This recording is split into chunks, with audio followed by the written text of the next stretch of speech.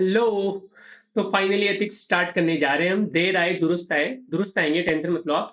बहुत लोगों को मैंने वादा किया हुआ था कि एथिक्स मेरे ऊपर छोड़ दो कंप्लीटली, और मैं वो वादा पूरा करूँगा, आप टेंशन मत लो। तो myself Neon and today I am going to introduce you with this सुंदर सी बाला, जिसका नाम है एथिक्स। और ये आप एक्सपीरियंस हो ही सही। तो आज का लेक्चर का जो टाइटल है वो इंट्रोडक्शन प्लस मसाला। मसाला क्या होता है ये मैं आपको बताऊंगा। एक्चुअली किसी भी आंसर को बिल्ड करने के लिए 3 कंपोनेंट चाहिए होते हैं, स्पेशली जब एप्लीकेशन बेस्ड क्वेश्चन आ रहे हैं। पहली स्टैटिक नॉलेज चाहिए होती है, दूसरा मसाला चाहिए होता है जो लिंक कर सके हम उसको, और तीसरा आप खुद की जो एप्लीकेशन है, आपका खुद का जो दिमाग है, वो चाहिए होता है। तो मान लो ये अपने को पूरी दीवार बनानी है, इसमें क्या-क्या कंपोनेंट है, ये है स्टैटिक, ईंटें। स्टैटिक फॉर एग्जांपल क्वेश्चन आ गया कि गांधी जी के 7 पाप हैं, उनका एप्लीकेशन बताओ एडमिनिस्ट्रेटिव लाइफ में। तो आपको ये स्टैटिक तो पता होने ही होने चाहिए, गांधी जी के 7 पाप तो पता होने ही होने चाहिए। ऑफ कोर्स वो अपन पढ़ेंगे।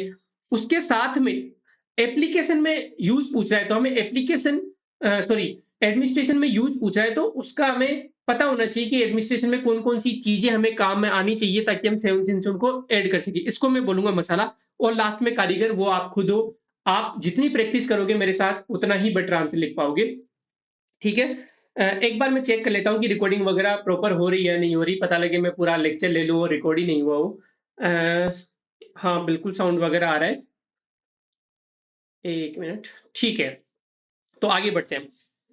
पूरे जो 10 लेक्चर हैं अपने एथिक्स के, 11 होगा। एक लास्ट वाला केस स्टडी पे भी छोटा-सा लेक्चर लेंगे, क्योंकि सिलेबस में मेंशन्ड है और पता लगे आ जाए और हमें हमसे नहीं हो तो वो गलत बात होगी। तो ये वाली क्लिप आप सुन सुन सकते हो। हमें सीधे साधे ठेकेदार आदमी, ज्यादा दिमाग नहीं है हमारे पास। बस इतना जानते हैं कि ईंट से ईंट जोड़ने के लिए सीमेंट की जरूरत पड़ती है। अब वो जेके सीमेंट हो चाहे अंबुजा सीमेंट, हमको घंटा फर्क नहीं पड़ता है। ईंट से ईंट जुड़नी चाहिए बस। ध्यान रखना, ईंट से ईंट जुड़नी चाहिए, मतलब मार्क्स आने चाहिए। हमें पीएचडी नहीं करनी किसी भी सब्जेक्ट में, ये गलती नहीं करनी है अपने को। इसमें थोड़ा-सा एब्यूसिव वर्ड है, बट क्योंकि ये खुद मूवी तनवर्स मेनू रिटर्न वाली मूवी है ये। ये खुद मूवी, इसको यूए वो मिला हुआ है, रेटिंग मिली हुई है सेंसर बोर्ड द्वारा। मतलब ये 12 प्लस बच्चे इसको देख सकते हैं, और हम तो सब यहाँ पे 18 प्लस हैं। तो कभी मैं लिमिट क्रॉस नहीं करूँगा, ये टेंशन मत लो आप। बट कभी-कभी इमोशंस को डिलीवर करने के लिए ऐसे कुछ वर्ड्स आ जाए कहीं पे कोई क्लिप में, तो मुझे माफ़ कर देना, ठीक है? बट ऑफ कोर्स लिमिट कभी क्रॉस नहीं करूँगा। आगे चलते हैं साहब सीधा-सीधा। एक बार आप थोड़ा पास आओ मेरे। हाँ, बस। इम्पोर्टेंट बात है, इसलिए पास बुला रहा हूँ। पेन और पेपर लेके बैठना है पूरे 10 लेक्चर्स में, क्योंकि बहुत सारी चीज़ें ऐसी होगी जो कि पीपीटी में नहीं होगी, लेकिन मैं खुद अपने मुँह से बोलूँगा, तो आप उनको नोट डाउन कर लेना प्लीज़। दूसरा है, हमें टीम वर्क की तरह काम करना है। मतलब हो सकता है मैं पहले से ही सॉरी माँग लेता हूँ आपसे पूरे 10 लेक्चर्स का। मैं एक इंसान हूँ, इंसान से गलतियाँ होती है। मैं पूरी कोशिश करूँगा कोई गलती नहीं करने की, लेकिन फिर भी जैसे ट्रांसलेशन में गलती हो सकती है कभी-कभी, कि कोई वर्ड मैंने गलत ट्रांसलेट कर दिया। तो हम एक टीम की तरह काम करेंगे। आप मुझे कमेंट वगैरह में, चाहे यूट्यूब में वाले में या फिर अपने एथिक्स का जो नया चैनल बनाया है, वहाँ पे आप सजेस्ट कर देना। पिछली बार गौरव भाई के चैनल पे मैंने इंडियन इकोनॉमी पढ़ाई थी। 8 क्वेश्चन मैच हुए थे प्रीलिम्स में। उनमें एक क्वेश्चन ऐसा था कि मैंने कुछ गलत बता दिया था, और फिर कमेंट्स के थ्रू डिस्कशन हुआ और ये चीज़ निकल के आई कि मैंने गलत बता दिया था। फिर मैंने वहाँ पे करेक्ट करवाया और वो क्वेश्चन आ गया, हेडलाइन इन्फ्लेशन और कोर इन्फ्लेशन वाला। तो ध्यान रखना ये वाली चीज़। अ, सजेस्ट करते रहना मुझे। दूसरा यार, एंगेज्ड रहना प्लीज़। मैं कैमरे की तरफ देख रहा हूँ, और मैं पानी भी नहीं पीऊँगा बीच में, देख लो, इतना एंगेज रहूँगा मैं। लेकिन कभी मैं बोलूँ कि कमेंट करना है तो कमेंट कर देना, क्योंकि कमेंट्स वगैरह सारे मैं बाद में पढ़ूँगा। उससे मेरा भी पर्सनल इम्प्रूवमेंट होगा और आपका भी इम्प्रूवमेंट होगा, अपने कंटेंट में इम्प्रूवमेंट होगा। तो उदासीन मत होना, ठीक है? एपैथेटिक मत होना, सबसे इम्पोर्टेंट बात होती है। चाहे गलत कमेंट करो, चाहे सही कमेंट करो, लेकिन उदासीन मत होना। एक क्रिएटिव, एक कंटेंट क्रिएशन की साइड से आप देखोगे तो मेरे पास कुछ नहीं है। इन रिटर्न मेरे पास आपके लाइक्स और कमेंट या डिसलाइक्स ही होंगे। मुझे लाइक और डिसलाइक में कोई फ़र्क नहीं होता। मुझे फ़र्क ये पड़ेगा कि आप कुछ नहीं कर रहे, ठीक है? तो प्लीज़ ये वाला चीज़ कर देना। और मोस्ट इम्पोर्टेंट चीज़, आंसर जो क्वेश्चन जो मैं दूँगा आपको उस चैनल पे, उनका आंसर राइटिंग ज़रूर कर लेना। यदि आप अप्लाई नहीं करोगे इस लर्निंग को, तो आपके मार्क्स नहीं आएँगे। यदि आप अच्छे से इन लेक्चर्स को पढ़ते हो, वहाँ पे उनको अप्लाई करते हो, तो मैं गारंटी देता हूँ 65 में से 60। मैं 5 मार्क्स की गारंटी नहीं दे रहा, क्योंकि वो हो सकता है बहुत 2 मार्कर क्वेश्चन बहुत रैंडम आ जाए। लेकिन 60 मार्क्स का आप अच्छे से अटेम्प्ट करके आओगे, ये मैं गारंटी देता हूँ आपको। ठीक है? अब आप अपने वापस अपनी पोज़ीशन पे चले जाओ। ज़्यादा निकटता भी अच्छी बात नहीं है। ठीक है। तो अपनी जो कोर्स स्ट्रक्चर है वो ये रहेगी। पूरे 11 लेक्चर आप देख पा रहे होंगे यहाँ पे। 15 दिसंबर आज है, 15 दिसंबर से अपन शुरुआत कर देंगे और 4 जनवरी को हम खत्म कर देंगे। आपके पास सफिशिएंट टाइम होगा रिवाइज करने के लिए भी। प्लस बीच में गैप है, आप देख रहे हो 15 के बाद में 17 को है, 17 के बाद में 19 को है, 19 के बाद 21 को है, तो बीच में जो गैप है एक दिन का, उसमें आप रिवाइज भी कर सकते हो कॉन्सेप्ट्स को और साथ में वो जो आंसर राइटिंग है वो भी आप करोगे। ठीक है? ये अपने एथिक्स का हुँ। ये अपने एथिक्स का सिलेबस है। सबसे इंपॉर्टेंट बात, अपने सिलेबस में एथिक्स नहीं है, अपने सिलेबस में नीति शास्त्र नहीं है, अपने सिलेबस में है प्रशासकीय नीति शास्त्र, एडमिनिस्ट्रेटिव एथिक्स। तो हम जो भी चीज पढ़ेंगे उसका प्रशासन में हम रोल जरूर पढ़ेंगे, क्योंकि क्वेश्चन भी वैसे ही आ रहे हैं, ध्यान रखना इस चीज का। यदि मैं सिलेबस को डिवाइड करूं, तो मैंने सिलेबस को मेजरली 3 पार्ट में डिवाइड किया है। पहला पार्ट है कोर एथिक्स, मतलब जो कंसेप्चुअल एथिक्स है। फॉर एग्जांपल वैल्यूज की बात करते हैं, अलग-अलग डेफिनेशंस की बात करते हैं कि एथिक्स कितने टाइप की होती है, एथिक्स और मोरालिटी में क्या डिफरेंस होता है, एथिक्स लॉ और मोरालिटी में क्या डिफरेंस होता है, जो मोरल थिंकर्स और फिलोसोफर्स की साइड से एथिक्स क्या है, गुड क्या है, वर्च्यू क्या है, रिट्रेन वाले कंसेप्ट है। ये जो कोर एथिक्स है ना, वो अलग है। उसके बाद में सेकंड पार्ट आता है एडमिनिस्ट्रेटिव एथिक्स, मतलब एडमिनिस्ट्रेशन में एथिक्स का क्या रोल है, वो एक अलग से पार्ट दिया हुआ है, जैसे behaviour, moral, political attitude of administrator. उसके बाद में attitude and values of civil services. यहाँ पे मैंने जानबूझ के हिंदी नहीं किया, ठीक है? सोशल जस्टिस वाली बात होती है, एथिकल कंसर्न डायलेमा किसमें, एडमिनिस्ट्रेशन के अंदर, है ना? एडमिनिस्ट्रेशन के अंदर पूछा है, वो जनरल लाइफ के अंदर नहीं पूछा। और तीसरा मैं पार्ट की बात करूं तो वेरियस पर्सनैलिटी या फिर ये जो गीता वगैरह है, वहां से एथिक्स जो निकल के आ रही है, जैसे गीता हो गए, गांधीयन एथिक्स हो गई, और ग्रेट लीडर्स, रिफॉर्मर और एडमिनिस्ट्रेटर के जीवन से हमें क्या-क्या एथिकल चीजें सीखने को मिलती है, वो तीसरा पार्ट है। ठीक है? और लास्ट में केस स्टडी तो है ही है। तो अब सीधा अपन लेक्चर पे आते हैं। हाँ जी। तो सबसे पहले अपन पढ़ते हैं एथिक्स है क्या? कोई भी डेफिनेशन है ना किसी भी चीज की, 3-4 कंपोनेंट से मिलके बनती है। पहला उसका ओरिजिन हम उस डेफिनेशन में उठाते हैं। दूसरा वो डेफिनेशन एग्ज़ैक्टली बोलना क्या चाह रही है वो उठाते हैं। जब दोनों तीनों चीज़ों को मिला देते हैं तो वो डेफिनेशन बन जाती है। अब एथिक्स की डेफिनेशन आपको रटनी नहीं है, सीधा-सीधा समझो।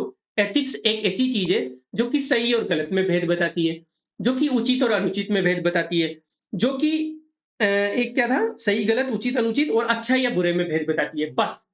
अब ये है क्या? ये एक फिलोसॉफी की शाखा है। This is a branch of philosophy.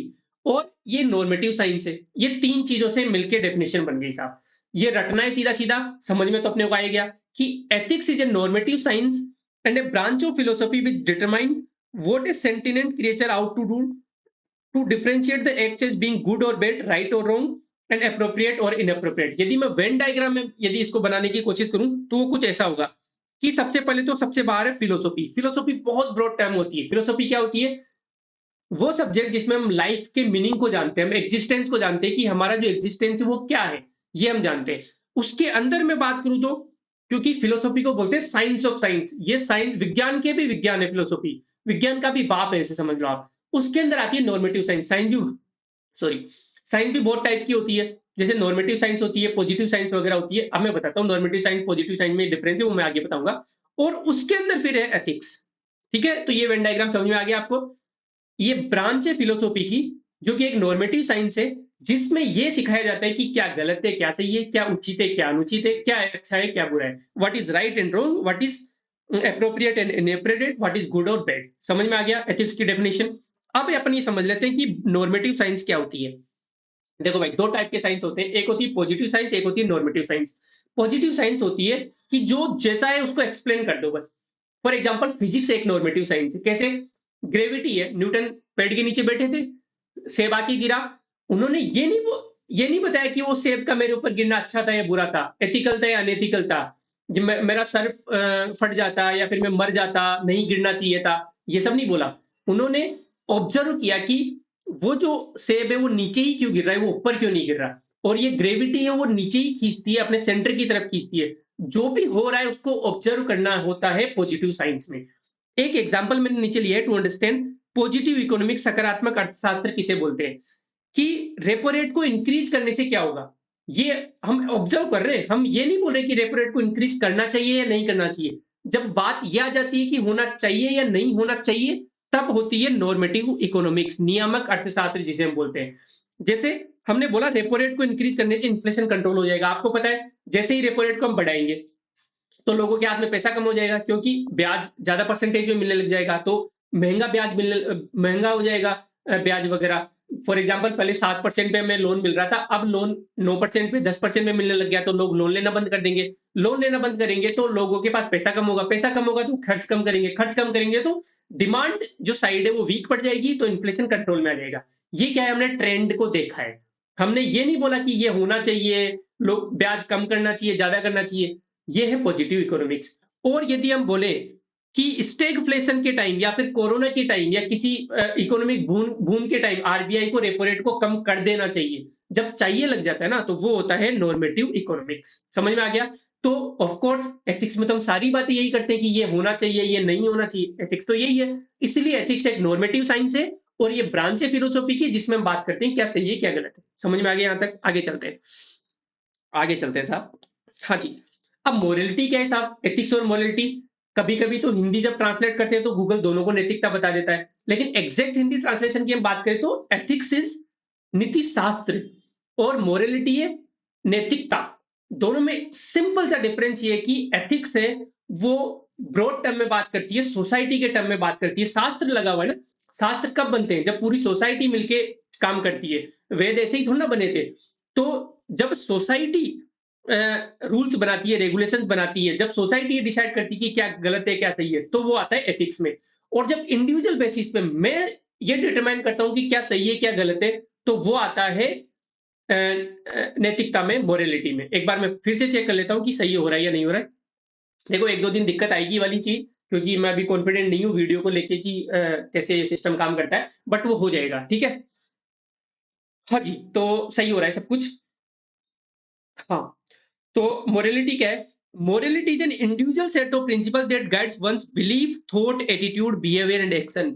मेरे खुद के पर्सनल व्यक्तिगत सिद्धांत है जो कि मेरी धारणा को, मेरे विचारों को, मेरे दृष्टिकोण को, मेरे व्यवहार को और मेरे कार्यों को मेरे कार्यों का मार्गदर्शन करेंगे। देखो सबसे पहले क्या होता है, हमारी एक बिलीफ बनती है अंदर, इंटरनल जो होती है। वो बिलीफ फिर थॉट में चेंज होते हैं। मेरी किसी के बारे में क्या धारणा है, उसके उसके अनुसार ही मेरे उसके बारे में विचार आएंगे। विचार आ गए तो फिर उसके प्रति एक एटीट्यूड बन जाएगा। गलत विचार आ गए तो गलत एटीट्यूड बन जाएगा, और सही विचार आ गए तो सही एटीट्यूड बन जाएगा। सही एटीट्यूड के बाद में मेरा बिहेवियर उसके प्रति कैसा होगा? भाई मेरे, मान लो मेरा महिलाओं के प्रति एटीट्यूड गलत है, तो मेरा महिलाओं के प्रति बिहेवियर भी गलत होगा।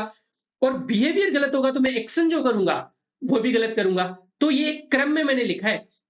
इसको मैं बटाबा बोल रहा हूँ, BTABA। ये ध्यान रख लेना आप, ये इंपॉर्टेंट है बहुत। ठीक है? ये क्या है? Behaviour, thought, attitude, sorry, belief, thought, attitude, behaviour and action. मतलब सबसे पहले धारणा, फिर विचार, फिर दृष्टिकोण, फिर व्यवहार और कार्य। ये जो नैतिक सिद्धांत मेरा मार्गदर्शन करते हैं, मेरे धारणा को, विचार को, दृष्टिकोण को, व्यवहार को और कार्य को डिसाइड करने के लिए, वही मोरालिटी है। यहां तक क्लियर है बात? नैतिकता व्यक्तिगत चरित्र को परिभाषित करती है।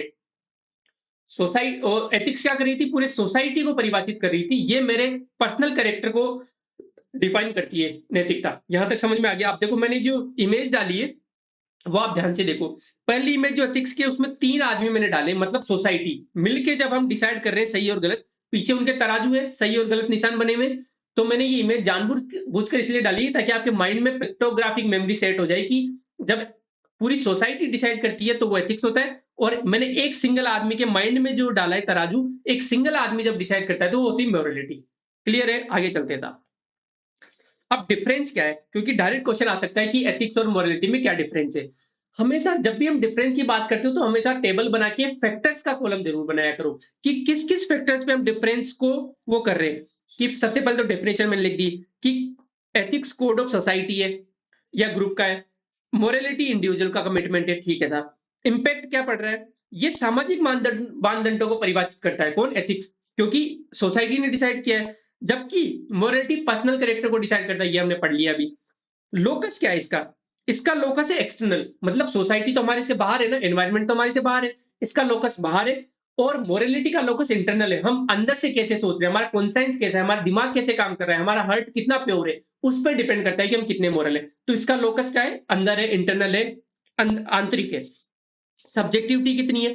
भाई यदि सोसाइटी ने डिसाइड किया तो उसमें सब्जेक्टिविटी कम होती है। सोसाइटी तो रिजिड होती है यूजुअली, जैसे हमारे वेदों में कुछ लिख दिया गया, या फिर सोसाइटी ने ये डिसाइड किया हुआ है कि इंटरकास्ट मैरिज नहीं होनी चाहिए, तो वहां पे सब्जेक्टिविटी कम है क्योंकि सोसाइटी ने मिलकर डिसाइड किया है। जबकि मोरलिटी हाईली सब्जेक्टिव है। मैं क्या सोच रहा हूँ वो बिल्कुल अलग हो सकता है, आप क्या सोच रहे हो। तो 50 लोग हैं, 50 लोग अलग अलग सोचेंगे तो उतनी ही सब्जेक्टिविटी आती जाती है, क्योंकि मोरलिटी तो इंडिविजुअल पे डिपेंड करती है। सब्जेक्टिविटी मतलब आई वुड से कि अलग अलग लोगों के लिए अलग अलग, किसी को 6 दिख रहा है तो दूसरे को 9 दिख रहा है। तो सब्जेक्टिविटी मोरलिटी में ज्यादा है, एथिक्स में कम है। वैसे एथिक्स में भी सब्जेक्टिविटी आगे पढ़ेंगे अपन। इन प्रैक्टिस मोर थ्योरेटिकल और ये मोर प्रैक्टिकल होता है। मतलब जब वेद लिखे गए, मनुस्मृति लिखी गई, या फिर सोक्रेट्स ने कोई किताब लिख दी, या फिर गीता लिख दी, तो वहां पे थ्योरेटिकल चीजें हो जाती है, क्योंकि सोसाइटी ने मिलकर डिसाइड किया है। जैसे लॉ सोसाइटी ने मिलकर डिसाइड किया, गवर्नमेंट चुनी और गवर्नमेंट ने लॉ डिसाइड किए। लेकिन मोरलिटी ज्यादा प्रैक्टिकल होती है, वो सिचुएशन पे डिपेंड करती है। हो सकता है कि मेरी बिलीफ आज कुछ हो, कल को कुछ और हो जाए। तो वो मोरलिटी बहुत प्रैक्टिकल सिचुएशन पे डिपेंड करती है, क्योंकि इंडिविजुअल के बेसिस पे वो डिसाइड होती है। अब मैं एग्जांपल दे रहा हूं। तो एक्शन वन है कि एक सोल्जर है, एक एक सिपाही है, वो पाकिस्तान और इंडिया की बॉर्डर पे है, वो एक पाकिस्तान के सिपाही को मार देता है।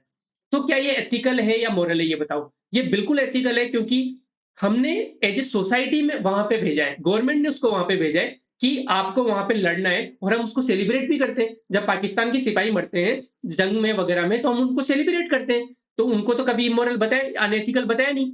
लेकिन ये इमोरल जरूर हो सकता है, क्योंकि वो खुद सिपाही गिल्ट में आ जाए कि यार मुझे नहीं मारना चाहिए था। तो वो तो इंडिविजुअल है ना, उसका कैरेक्टर ऐसा है, वो बहुत दयावान आदमी है, वो बहुत सहानुभूति रखता है, वो अहिंसावादी आदमी है मान लो सोल्जर, लेकिन उसको मजबूरी में रहना पड़ रहा है। तो उसको लग सकता है कि ये काम इमोरल है, उसको ये लग सकता है कि अनैतिक काम है। लेकिन सोसाइटी ने एक्सेप्ट किया है, सोसाइटी ने उसको भेजा है, तो ये एथिकल तो है लेकिन इमोरल है। समझ में आ गया आपको। लेकिन एक्शन टू में बात करता हूं, दूसरा एग्जाम्पल। डॉक्टर्स डॉक्टर है, उसके पास एक प्रेग्नेंट महिला जाती है और अबॉर्शन के लिए बोलती है। अब जो मेडिकल कोड ऑफ एथिक्स है, मेडिकल एथिक्स एक बना हुआ है, वो बोलता है कि मेडिकल साइंस बोलता है कि मदर को पहले बचाना होगा आपको, यदि फीटस को अबॉर्ट भी करना पड़े। यदि फीटस इतना खतरनाक है माँ के लिए कि माँ की जान जा सकती है, तो आपको फीटस को अबॉर्ट कर दो, भ्रूण हत्या कर दो, लेकिन माँ को बचाना होगा। ये मेडिकल एथिक्स बोलती है, ये तो एथिकल है। लेकिन डॉक्टर को ऐसा लगता है कि नहीं यार, डॉक्टर को इतना अटैचमेंट हो जाता है उस फीटस से, उस बच्चे से, छोटे से, वो सोनोग्राफी में उस बच्चे को देख रहा है, वो बोलता है कि नहीं यार, इसके जो मारना है वो इमोरल है। वो खुद डिसाइड कर रहा है, उसके माइंड में चीजें चल रही है, पर्सनल कैरेक्टर खुद डिसाइड कर रहा है। तो मैं भी moral because he she think that foetus is right to life. तो वहां पे वो यदि माँ को ध्यान में न देते हुए फीटस को बचाने की कोशिश करता है, वो सोचता है कि उस बच्चे का भी जीने का उतना ही अधिकार है, तो वो मोरल हो सकता है उसका वाला जो एक्ट है। समझ में आ गया। दोनों एग्जांपल से मैंने समझा दिया आपको एथिक्स और मोरलिटी में डिफरेंस, आपको आई होप समझ में आ गया होगा। आगे चलते हैं साहब। अब एक एडमिनिस्ट्रेशन को क्या करना चाहिए? एडमिनिस्ट्रेशन को एथिक्स पे ज़्यादा ध्यान देना चाहिए, मोरालिटी पे ध्यान देना चाहिए, किस पे ध्यान देना चाहिए? यदि मैं क्रम के अनुसार जमाऊँ, तो सबसे ज़्यादा इम्पोर्टेंट होता है एडमिनिस्ट्रेटिव लॉज़। न तो एथिक्स पे ध्यान देना चाहिए, न मोरालिटी पे ध्यान देना चाहिए। सबसे ज़्यादा इम्पोर्टेंट एक एडमिनिस्ट्रेटिव के लिए होता है लॉज़ को। क्योंकि वो जो चुन के आया है, उसने जो शपथ ली है, वो कॉन्स्टिट्यूशन के लिए, उसने अपने जो कानून है उसके लिए। तो जैसे लॉज़ कौन के कोड ऑफ कंडक्ट होता है उसका। हर एक एडमिनिस्ट्रेटर का कोड ऑफ कंडक्ट होता है, जैसे all India service conduct rule होता है। तो उस पे ध्यान देना होगा, वो सबसे प्रायोरिटी पे रहना है। उसके अलावा जैसे मान लो कोई आईपीएस ऑफिसर है, आरपीएस ऑफिसर है, उसको आईपीसी आईपीसी का नाम आप चेंज कर रहे हैं, बीएनएस, भारतीय न्याय संहिता। तो आईपीसी 1860 पे ध्यान देना होगा, उसको उल्लंघन नहीं कर सकता वो। उसके अलावा जैसे सीआरपीसी 1971 है, उसका भी नाम चेंज कर रहे हैं, बीएनएसएस, भारतीय न्यायिक सुरक्षा संहिता है शायद, है ना? तो इस पे ध्यान देना होगा उसको, इसकी पालना करनी होगी। उसके अलावा जैसे आईआरएस ऑफिसर है, तो जीएसटी लॉज़ की पालना करनी ही करनी पड़ेगी। तो ये सबसे ऊपर आएँगे उसके लिए। उसके बाद में आती है एथिक्स, कि एडमिनिस्ट्रेटिव एथिक्स, जैसे नोलन ने कुछ वैल्यूज़ दिए, उनकी पालना करनी पड़ेगी। जैसे इंटीग्रिटी शो दिखा करनी पड़ेगी एक एडमिनिस्ट्रेटर को। डिसिप्लिन एक एडमिनिस्ट्रेटर को, पॉलिटिकल न्यूट्रलिटी एक एडमिनिस्ट्रेटर को दिखानी पड़ेगी। सेकंड एआरसी ने बहुत सारी वैल्यूज़ दी है, तो उसकी पालना करनी पड़ेगी। ये जब दोनों हो गए, उसके बाद में उसकी पर्सनल बिलीफ क्या है, उसके बाद में उसे लगता है कि क्या सही है गलत है, वो लास्ट में आता है ना? तो जैसे डिस्क्रिशनरी पावर के टाइम ये काम आएगा। Beyond call of duty, for example एक आरएस ऑफिसर है, अब रात को 2 बजे फ़ोन आता है उसके पास कि सर ऐसा-ऐसा है, लेट्स से कहीं एक्सीडेंट हो गया, और नॉर्मल जनता का ही फ़ोन आता है कि सर ऐसे-ऐसे एक्सीडेंट कुछ हो गया, तो आपको आ जाना चाहिए यहाँ पे। अब वो उसके ऊपर है, उसका जो कॉन्साइंस है वो कितना मजबूत है कि उसको उठ के रात को वहीं जाना पड़ेगा, या फिर क्योंकि उसकी उस टाइम वो ड्यूटी नहीं कि वहाँ जाए ना जाए, वो ये डिसाइड कर सकता है कि यार सुबह देखेंगे इसको। ये उस खुद के मोरल कैरेक्टर पे डिपेंड करता है। उसके अलावा emotional intelligence, for example crowd control कर रहा है, आरपीएस ऑफिसर खड़ा हुआ है और क्राउड में किसी ने पर्सनल कमेंट कर दिया, तो अब उसकी मोरलिटी, उसके कॉन्साइंस, उसके वैल्यूज पे डिपेंड करता है कि उस कमेंट को कितना पर्सनल लिया है। पता लगे कि भीड़ का मौका उठाते हुए उस आदमी पे लाठीचार्ज करवा दिया, क्योंकि वो नाम तो ले लोगे कि भीड़ उग्र हो गई थी और हमें लाठीचार्ज करना पड़ा। तो पर्सनल रिवेंज लेना या नहीं लेना, ये खुद के मोरल कैरेक्टर पे डिपेंड करता है। अपनी अपने पावर का मिसयूज करना या नहीं करना, उसके खुद के मोरल कैरेक्टर पे डिपेंड करता है और वो लास्ट में आता है। ठीक है? तो ये हायरार्की हम देखें तो लॉज का पालन करना पड़ेगा, फिर एथिक्स का पालन करना पड़ेगा और फिर आखिरी में मोरालिटी आती है। बियॉन्ड कॉल ऑफ ड्यूटी में एक होता है कि जैसे आगे मैं एग्जांपल बताऊंगा उसका आपको, है ना? ठीक है, तो मैंने यहाँ पे 3 इमेजेस डाल दी है, लॉ, एथिक्स और मोरालिटी। ठीक है, आगे चलते हैं साहब। Consequences of ethics. अब एथिक्स जरूरी क्यों है ये तो बता दो हमें। कॉन्सिक्वेंसेज का मतलब परिणाम क्या क्या है एथिक्स के। तो यहाँ पे मैंने इंग्लिश किया और आगे वाली स्लाइड में मैंने हिंदी किया है, तो मैं दोनों को साथ साथ पढ़ लेता हूँ। ठीक है, नीति शास्त्र के परिणाम क्या है। अब अलग अलग लेवल पे परिणाम है। इंडिविजुअल की लाइफ में क्या नीति शास्त्र का इंपॉर्टेंस है, सोशल कॉन्टेक्स्ट में क्या इंपॉर्टेंस है, ऑर्गेनाइजेशनल कॉन्टेक्स्ट में क्या इंपॉर्टेंस है, नेशनल लेवल पे क्या इंपॉर्टेंस है और इंटरनेशनल लेवल पे क्या इंपॉर्टेंस है। फटाफट से पढ़ देता हूँ। जैसे इंडिविजुअल लेवल पे क्या इंपॉर्टेंस है, भाई आपको एक सोर्स ऑफ आइडेंटिटी देता है। मतलब हिंदी में बात करूं तो पहचान देता है आपको। आप में और जानवर में क्या डिफरेंस है, धर्म का डिफरेंस है, अर्थ का डिफरेंस है, मोक्ष का डिफरेंस है, आप पुनर्जन्म में विश्वास करते हो, आपको हायर गोल्स चाहिए। फॉर एग्जाम्पल, मान लो मैं अच्छा पढ़ा रहा हूँ, मैं डिसिप्लिन्ड हूँ, मैं मान लो कल में 9 बजे क्लास लेनी तो 9 बजे आ जाता हूँ, तो मुझे मेरी एक आइडेंटिटी बन जाएगी कि ये जो इंसान है वो डिसिप्लिन्ड है। मैं नहीं अच्छा पढ़ा रहा, मैं डिसिप्लिन नहीं हूँ, तो मेरी ये आइडेंटिटी बन जाएगी कि इनडिसिप्लिन्ड है। तो मेरी सोर्स ऑफ आइडेंटिटी कहाँ से आ रही है, एथिकल वैल्यूज से आ रही है। तो एक आइडेंटिटी देता है। उसके अलावा हायर गोल्स और सेल्फ रियलाइजेशन को इंश्योर करता है। एथिक्स होगी तभी तो हम हायर सोच पाएंगे, नहीं तो हम रोटी कपड़ा मकान और रिप्रोडक्शन पे ही रह जाएंगे। एथिकल वैल्यूज हमें हायर गोल्स देती है लाइफ में कुछ बड़ा अचीव करने के लिए। और मैंने आखिरी वाला कॉलम ये बना दिया कि एथिक्स नहीं हो तो क्या होगा। जब एथिक्स नहीं होगा तो इंडिविजुअल इंडिविजुअल लाइफ में, सॉरी, हाँ, जब एथिक्स नहीं होगा तो, एक मिनट में ये चार्ज कर लेता हूँ, बैटरी लो बता रहा है।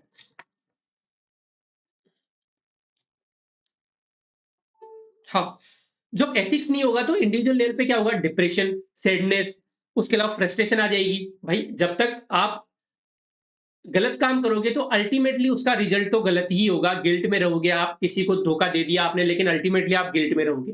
तो एथिक्स नहीं होती तो पर्सनल लेवल पे हेडोनिस्टिक टेंडेंसी, फ्रस्ट्रेशन और सैडनेस। हेडोनिज्म क्या होता है वो हम आगे पढ़ेंगे, don't worry about it. Social level पे एथिक्स क्या काम आता है, सोसाइटी में हार्मनी, सोशल कैपिटल मतलब नेटवर्किंग। जब यार एक दूसरे का एम्पैथी रखोगे, कंपैशन रखोगे, ये सब वैल्यूज मैं आगे पढ़ाऊंगा इसी लेक्चर में, तभी तो सोशल कैपिटल बनेगी। सोशल कैपिटल का मतलब होता है, जैसे कैपिटल क्या होती है, मैंने इकोनॉमिक्स में पढ़ा था, capital is something which gives you return in long term. तो जैसे इंफ्रास्ट्रक्चर बना दिया, पुलिया बना दी, पुलिया उसी दिन तो हमें वो नहीं देगी, लेकिन पुलिया ट्रैफिक को कम करके आवागमन बढ़ा के लॉन्ग टर्म में रिटर्न देती है। हमने हॉस्पिटल की बिल्डिंग बना दी, उसी दिन तो रिटर्न नहीं देगा, लेकिन लॉन्ग टर्म में लोगों को बचा के वो रिटर्न देगी। हॉस्पिटल बना दिए, उसके अलावा जैसे एजुकेशनल बिल्डिंग, स्कूल बना दी। वैसे ही सोशल कैपिटल होती है नेटवर्किंग, एक दूसरे से कितना नेटवर्किंग है, कितना कनेक्शन है, यही तो लॉन्ग टर्म में रिजल्ट देता है। तो जब एथिक्स होती है, जब एम्पैथी होती है, कंपैशन होता है, सिंपैथी होती है, तब सोशल कैपिटल बनती है।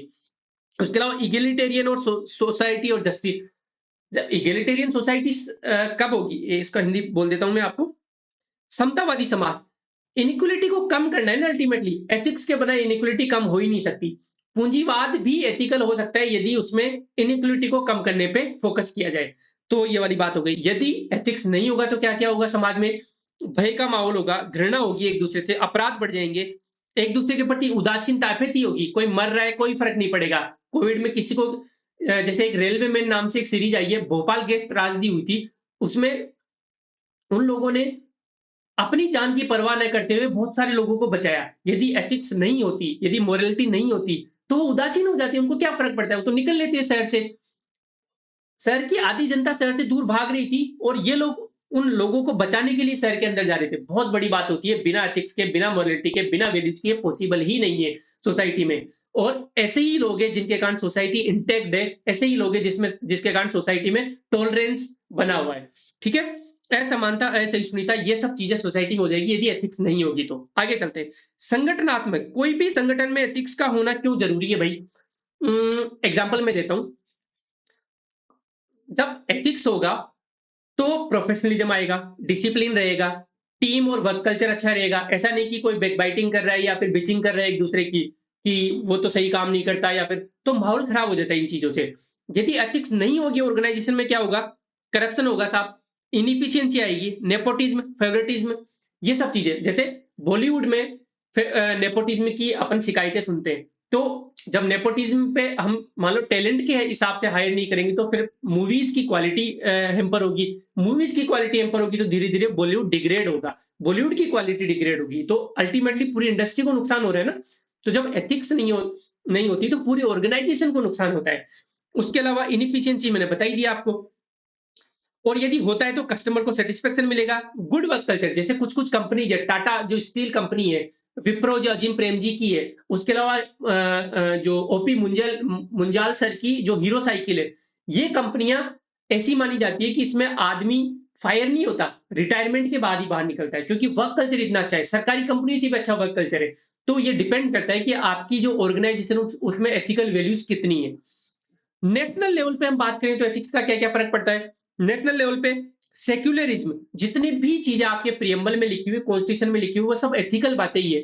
जैसे डेमोक्रेसी, रूल ऑफ लॉ, ऐसा नहीं कि किसी को भी उठा के जेल में पटक दिया या फिर किसी ने मर्डर किया तो उसको तो फटाफट से बेल हो गई और किसी ने मर्डर किया तो उसको नहीं हुई। रूल ऑफ लॉ सबके लिए आर्टिकल 14 सबके लिए समान अधिकार, समान रूप से लागू होना चाहिए रूल ऑफ लॉ। ये एथिकल वैल्यूज़ ही है। Liberty, socio economic justice, constitutional ideals कौन-कौन से जैसे अपने फंडामेंटल ड्यूटीज में लिखे हुए हैं, डीपीएसपी में लिखे हुए हैं, ये सब कॉन्स्टिट्यूशनल आइडियल्स तो फंडामेंटल राइट्स में लिखे हुए हैं, ये सब एथिकल वैल्यूज ही तो है। और नहीं हो तो क्या होगा? भाई नहीं हो तो कम्युनल राइट्स होंगे, जब सेक्युलरिज्म नहीं है, इंटॉलरेंस बढ़ रही है, तो जैसे 1984 में सिख दंगे हुए, वो होंगे, उसके अलावा गुजरात दंगे हुए, इस टाइप के हो जाएंगे। उसके अलावा रीजनलिज्म जैसे खालिस्तान की डिमांड हो रही है। जब एथिक्स नहीं होगी कंट्री के लेवल पे तो फिर रीजनलिज्म पैदा हो जाएगा। रीजनलिज्म को हिंदी में बोलेंगे अराजकता, क्षेत्रवाद सॉरी सॉरी क्षेत्रवाद और गृह युद्ध की स्थिति पैदा हो जाएगी। जैसे गृह युद्ध की स्थिति श्रीलंका में हो गई थी। तो यदि नेशनल लेवल पे एथिक्स नहीं होगी तो गृह युद्ध वाली स्थिति पैदा हो जाएगी। त्रिशूल विधानसभा मतलब हंग असेंबली। यार ये कब होता है? जब बहुत ज़्यादा ट्रेडिंग हो जाती है एमएलएज के बीच में या एमपीज के बीच में। तो हंग असेंबली कभी भी सरकार गिर रही है, कभी भी सरकार बन रही है। जब ऐसी सिचुएशन होती है तो पॉलिटिकल इनस्टेबिलिटी आ जाती है और पॉलिटिक्स में बहुत कुछ डिपेंड करता है। Political instability might lead to economic instability और economic instability might lead to social disruption, I would say social rights भी हम बोल सकते हैं क्योंकि जब लोग बेरोजगार हो जाते हैं, let's say political instability I, political instability के कारण इकोनॉमिक्स गिर गई, शेयर मार्केट गिर गया, लोगों में बेरोजगारी की स्थिति पैदा हो गई। अब यूथ अपनी एनर्जी को कहाँ लगाएगा? वो फिर प्रोटेस्ट में, राइट्स में, कम्युनल राइट्स में लगाएगा। तो इस तरीके से पूरे देश की सिचुएशन खराब हो सकती है यदि पॉलिटिकल स्टेबिलिटी नहीं हो तो। एग्जाम्पल हमारे पड़ोसी देश, आए कभी दंगे होते रहते हैं, कभी भी कूप हो जाता है वहां पे, कहूँ पाकिस्तान, ठीक है? इंटरनेशनल लेवल पे भाई इंटरनेशनल लेवल पे यदि एथिक्स हो तो सस्टेनेबल डेवलपमेंट होगा जिसे हम एसडीजी की बात करते हैं, यूनाइटेड नेशन में बात होती है। उसके अलावा सोवर्निटी, एक दूसरे की सोवर्निटी की रेस्पेक्ट करेंगे, संप्रभुता की रेस्पेक्ट करेंगे, ये नहीं कि बस चढ़ गए दूसरे देश के ऊपर। फ्री एंड फेयर ट्रेड होगा, करेंसी मैनिपुलेशन वगैरह जिसे चाइना करता है वो नहीं होगा। ह्यूमैनिटेरियन ग्राउंड्स पे एक दूसरे को शरण देंगे हम। अब नहीं होगा तो क्या होगा? टेररिज्म होगा, आतंकवाद होगा। जैसे अपना जो 9/11 का अटैक हुआ था या फिर अपने 26/11 का अटैक हुआ था। उसके अलावा फ्रांस में टेररिस्ट अटैक हुआ था, श्रीलंका में अटैक हुआ था। तो अभी पाकिस्तान में 2-3 दिन पहले आर्मी कैंप पे अटैक हुआ है। तो टेररिज्म होगा। उसके अलावा इंपीरियलिज्म है, कोलोनाइजेशन। भाई कोलोनाइजेशन क्यों हुआ था? क्योंकि अनएथिकल थे। ब्रिटिश एम्पायर अनएथिकल था, साफ-साफ बोलते हैं अपन तो, है ना? तो एक दूसरे को कैप्चर करने की भावना चली जाएगी, आ जाएगी सॉरी, यदि एथिक्स नहीं होगा तो। और दूसरी तरफ हमारे जैसे देश के लोग हैं, क्या है हमारे देश में? वसुधैव कुटुंबकम, पूरा विश्व ही हमारा परिवार है। ये एथिक्स की भावना यदि होगी तो शांति रहेगी पूरे विश्व में। इसे बोलेंगे स्लोगन क्या है? सर्वे भवन्तु सुखिनः, सर्वे सन्तु निरामया, सर्वे भद्राणि पश्यन्तु, माँ कश्चित् दुःख भाग् भवेत्। ठीक है? एड कट्स क्या होता है? एड कट्स मतलब आप एड तो दे रहे हो, लेकिन आपके निहित है कुछ इंटरेस्ट, आप उनको एड देके इतना डिपेंडेबल बना दे रहे हो अपने ऊपर कि उनका खुद का विकास रुक जा रहा है। इसको एड कट्स बोलते हैं। उनकी एक्चुअल में हेल्प करने के लिए हेल्प नहीं कर रहे आप। वो रिफ्यूजी जैसे रोहिंग्या रिफ्यूजी आ गए, यूरोप में क्लाइमेट चेंज के रिफ्यूजीज आ रहे हैं, नॉर्थ अमेरिका में साउथ अमेरिकन रिफ्यूजीज आ रहे हैं, तो जब एथिक्स नहीं होगी तो रिफ्यूजीज के साथ गलत ट्रीटमेंट होगा। क्लाइमेट चेंज जैसी सिचुएशन हो जाएगी भाई। यदि एनवायरमेंटल एथिक्स नहीं है तो आप रिसोर्सेज का बुरी तरीके से दोहन करोगे, माइंडलेस दोहन करोगे, और जब माइंडलेस आप दोहन करोगे रिसोर्सेज का, तो फिर क्या होगा? क्लाइमेट चेंज ही होगा। तो फिर पूरी दुनिया में दिक्कत आ जाएगी, बाढ़, सूखा और भी बहुत सारी क्लाइमेट चेंज से रिलेटेड जितनी भी प्रॉब्लम्स है वो आ जाएगी। मत्स्यराज, बड़ा देश छोटे देश को खाना, मत्स्यराज उसे बोलते हैं, जैसे कोलोनाइजेशन उसका एग्जांपल हो गया, ठीक है? तो मैंने सारे लेवल पे आपको बता दिया है कॉन्सिक्वेंसेज ऑफ एथिक्स कि इंडिविजुअल, सोशल, ऑर्गेनाइजेशनल, नेशनल और इंटरनेशनल लेवल पे क्या फर्क आ जाएगा, ये रट लेना ये सारी चीजें, ठीक है? आगे चलते हैं साहब। हाँ जी। अब लॉ क्या है भाई? कानून। एथिक्स तो कौन डिसाइड कर रहा है? सोसाइटी डिसाइड कर रही है। मोरालिटी कौन डिसाइड कर रहा है? इंडिविजुअल लेवल पे डिसाइड कर रहे हैं। कानून वो होता है जो गवर्नमेंट डिसाइड करती है और लॉ कोर्ट्स इन्फोर्स करते हैं। तो डेफिनेशन मैं आपको बता देता हूँ। Law is a set of rules made by government enforce by the courts to regulate human behaviour and conduct. आदमी के बिहेवियर को रेगुलेट करने के लिए गवर्नमेंट द्वारा बनाए गए रूल्स एंड रेगुलेशंस जो कि कोर्ट द्वारा नियमित किए जाते हैं, उनको बोलते हैं लॉ। कानून मानव व्यवहार और आचरण को विनियमित करने के लिए सरकार द्वारा बनाए गए और अदालतों द्वारा लागू किए गए नियमों का एक समूह है। सिंपल सी बात है। अब डिफरेंस देख लेते हैं अपन लॉ और एथिक्स में क्या क्या है। फैक्टर्स, ऑफ कोर्स फैक्टर्स वाला कॉलम बनेगा। डेफिनेशन मैंने बताई दी। एथिक्स ग्रुप और सोसाइटी का होता है, लॉ गवर्नमेंट इंस्टीट्यूशन का होता है। इम्पैक्ट क्या पड़ता है? ये सोशल नॉर्म्स को डिसाइड करता है। सामाजिक आदर्श कैसे कैसे होने चाहिए ये डिसाइड करता है एथिक्स। और लॉ क्या डिसाइड करता है? शांति और व्यवस्था, लॉ एंड ऑर्डर होना चाहिए भाई साहब, पीस होनी चाहिए सोसाइटी में, ये लॉ डिसाइड करता है। अब मैं दो एग्जांपल दे रहा हूं कि कोई चीज, मैं वेन डायग्राम बना रहा हूं, एक मिनट। हाँ जी। तो कोई चीज लीगल हो सकती है लेकिन एथिकल नहीं हो सकती। कोई चीज एथिकल हो सकती है लेकिन लीगल नहीं हो सकती, और कुछ चीजें ऐसी होती है कि लीगल और एथिकल दोनों ही। अपन एग्जांपल लेते हैं, पहला एग्जांपल लेते हैं। गांधी जी ने सविनय सविनय अवज्ञा आंदोलन में हिस्सा लिया। Civil disobedience bye Gandhi ji, क्या ये एथिकल था? क्या बिल्कुल एथिकल था। हमारी सोसाइटी के लिए लड़ रहे थे ना, तो हम तो चाहते थे क्यों लड़े। तो बिल्कुल ये एथिकल था, बिकॉज इंडियन सोसाइटी सपोर्ट किया था। लेकिन क्या ये लीगल था? नहीं, क्योंकि उस टाइम कानून किसका था? अंग्रेजों का था। तो ये बिल्कुल भी लीगल नहीं था, ये इलीगल था। तो because laws were made by the Britishers. एक एग्जांपल हो गया कि क्या लीगल, क्या एथिकल है लेकिन लीगल नहीं है। अब दूसरा एग्जांपल हम लेते हैं। Prosecution of Jews in Nazi Germany. Nazi Germany में यहूदियों पर अत्याचार, क्या ये लीगल था? बिल्कुल लीगल था। क्यों? क्योंकि ये तो खुद नाजी जर्मनी जो है, हिटलर ने ही रूल्स बनाए थे। तो गवर्नमेंट ने जो रूल्स बनाए थे वही तो हो रहा था, तो लीगल है। लेकिन क्या एथिकल था? नहीं। वर्ल्ड जो सोसाइटी है उसने कंडेम किया था कि ये गलत है, ये अनएथिकल है। इवन गांधी जी ने भी कंडेम किया था उनको। तो ये अनएथिकल था लेकिन लीगल था। अच्छा, ऐसा कोई एग्जांपल बता दो फटाफट से कमेंट करके कि जो लीगल भी और एथिकल भी है। पॉज करो वीडियो को। कर दिया आपने? आप कमेंट करो आप अच्छे से। सोचो, जब तक दिमाग को यूज में नहीं लोगे, जब तक सिर्फ मुझे सुने जाओगे, एग्जाम में दिमाग नहीं चलेगा। ऐसा कोई बताओ जो लीगल भी और एथिकल भी हो। बहुत सारे हैं, ये तो बहुत कॉमन चीजें हैं ये तो। ठीक है, आई होप आपने पॉज करके कमेंट कर दिया होगा। नहीं किया तो अभी भी पॉज करके कमेंट कर दो।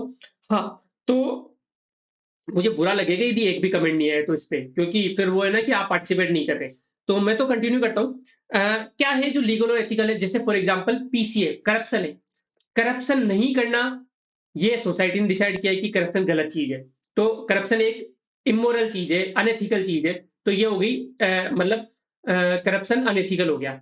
और प्रिवेंशन ऑफ करप्शन एक्ट 1988 ने डिसाइड किया है कि हाँ, ये लॉ भी यही बोलता है कि करप्शन बुरी चीज है। तो दोनों सिंक करके ना एक लॉ भी बन गया और एक एथिक्स भी है। बहुत सारी चीजें ऐसी तो जो कि लीगल भी है और एथिकल भी है। ठीक है, आगे चलते हैं साहब।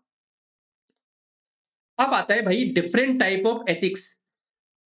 तीन टाइप के एथिक्स होते हैं, Meta, normative and applied ethics. इससे डायरेक्ट क्वेश्चन आने की संभावना है क्योंकि अपने सिलेबस में है।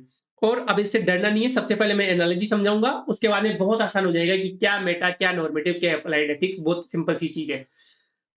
मेटा एथिक्स क्या होती है? मेटा एथिक्स वहां पे बात करती है कि एथिक्स क्या है, इस पे बात करती है।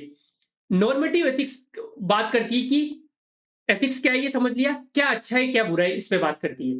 और अप्लाइड एथिक्स उसका एप्लीकेशन पे बात करती है। अब मैं फटाफट से एनालॉजी पहले समझा देता हूँ। फॉर एग्जांपल क्रिकेट है, आप ये दो इमेज देख पा रहे हो, पहले में मेटा एथिक्स में ऊपर कौन है, ऊपर क्या कर रहे हैं बच्चे, क्या ये क्रिकेट खेल रहे हैं, नहीं ये तो गिल्ली डंडा खेल रहे हैं।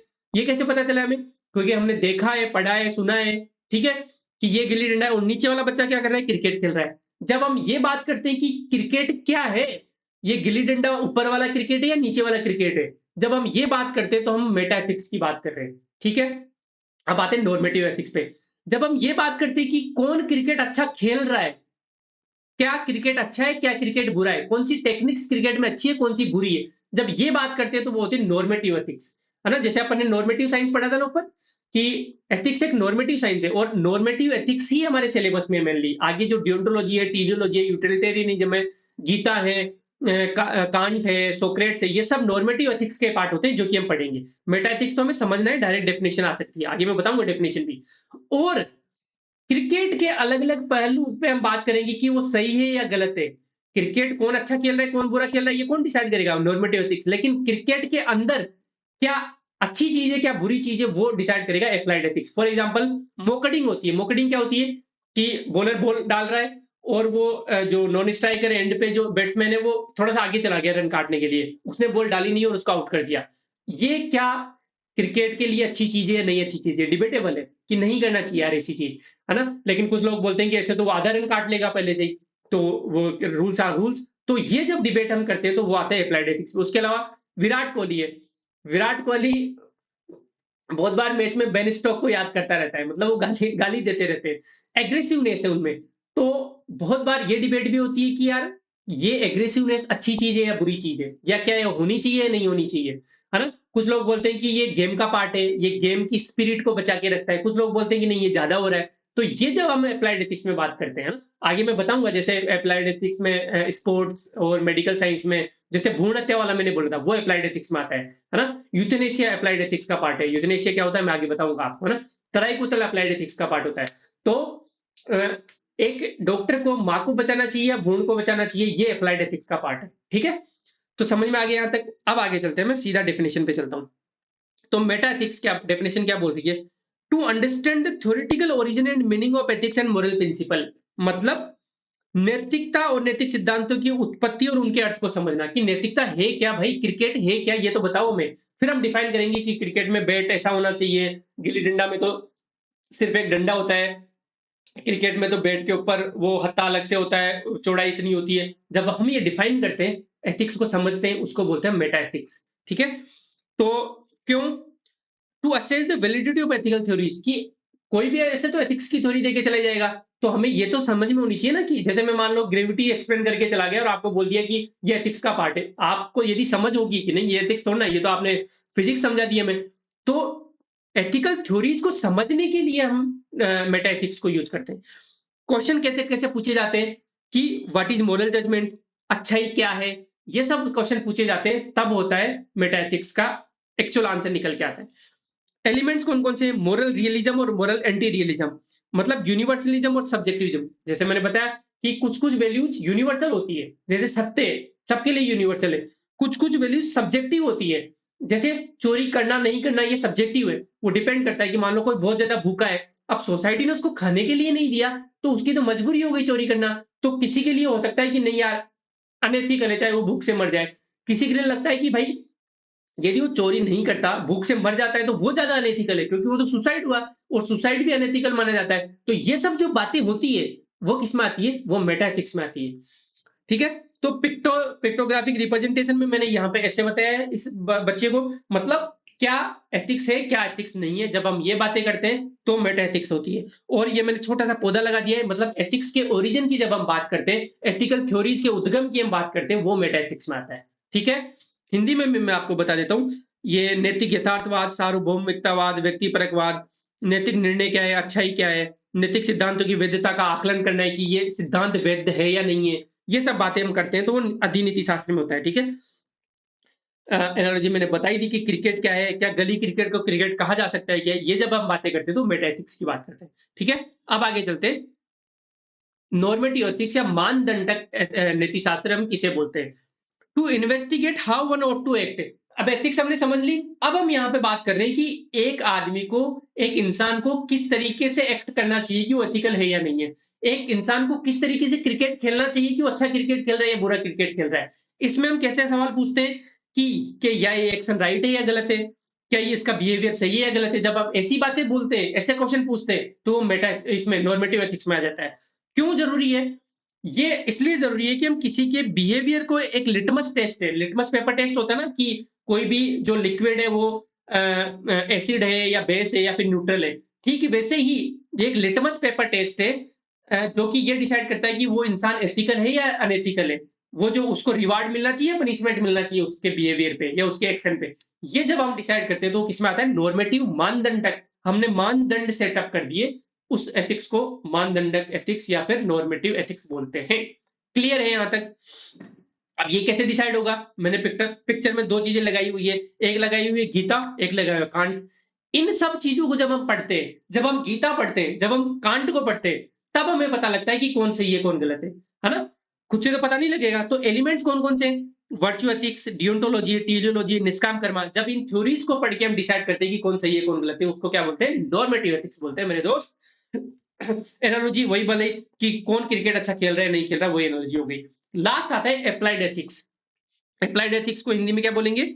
व्यवहारिक नीति शास्त्र। व्यवहार में जब हम नीति शास्त्र को अप्लाई करते हैं कि अब एक्चुअल में क्रिकेट खेला जा रहा है, अब वो जो व्यवहार कर रहा है विराट कोहली, वो सही है या गलत है? उसको बोलते हैं। वो डॉक्टर उस भ्रूण की हत्या कर रहा है या फिर उसको माँ की हत्या कर रहा है, दोनों में से किसको बचा रहा है? जब हम इस पे बातें करते हैं, तो एप्लाइड एथिक्स बोलते हैं उसको। जैसे वास्तविक दुनिया की स्थितियों और कार्यों को नैतिक सिद्धांतों में लागू करना। उसके अलावा नैतिकता का उपयोग करके व्यवहारिक और जीवन की समस्याओं को हल करना। डॉक्टर अटक गया मान लो, तो डॉक्टर क्या करेगा कि यार मैं डिलेमा में हूँ कि मुझे किसको बचाना चाहिए। वो क्या करेगा? मेडिकल कोड ऑफ एथिक्स को उठाएगा, मोटी सी बुक को उठाएगा, उसमें देखेगा कि यार क्या सही है, क्या गलत है। तो व्यवहार में वो अपनी डायलेमा को सोल्व कर रहा है, तो उसे हम बोलेंगे व्यवहारिक नीति शास्त्र।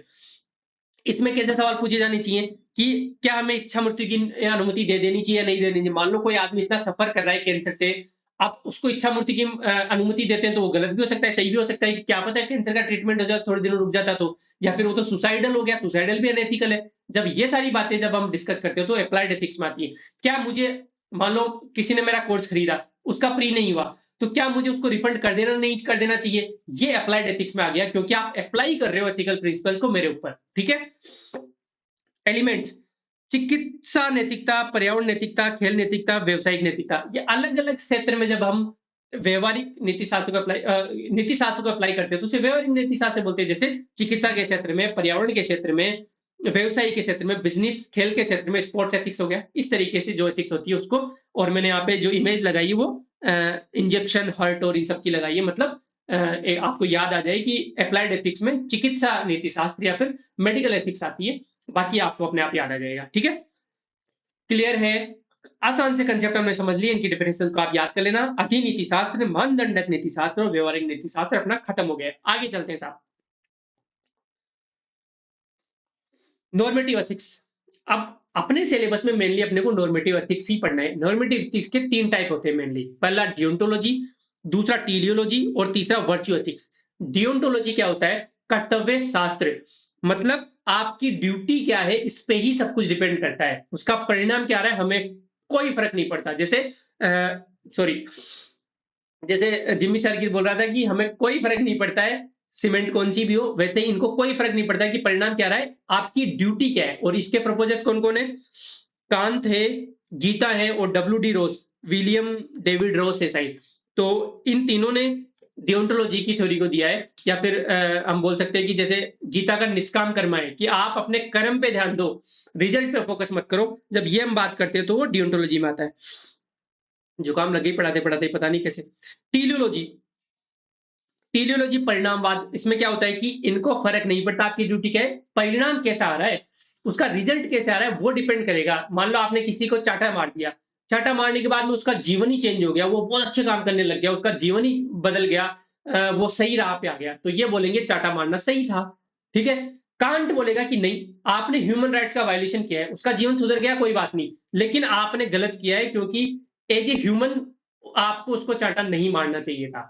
तो ये जब बातें होती है, तो कर्तव्य शास्त्र होता है, और जब वो बोलता है कि नहीं उसका जीवन सुधर गया, आप चाटा मारो, उसको पीटो, मारो, कुछ भी करो, जीवन सुधर गया, तो वो होता है टीलियोलॉजी, परिणामवाद। इसके प्रोपोज़ल्स कौन-कौन है? जैसे एथिकल इगोइज़्म हम आगे पढ़ेंगे, यूटिलिटेरियनिज़्म, उपयोगितावाद, जिसके जेरेमी बेंथम और जॉन स्टुअर्ट मिलते हैं, ये सब आगे पढ़ेंगे, डोंट वरी अबाउट इट। आज इंट्रोडक्टरी क्लास है अपनी।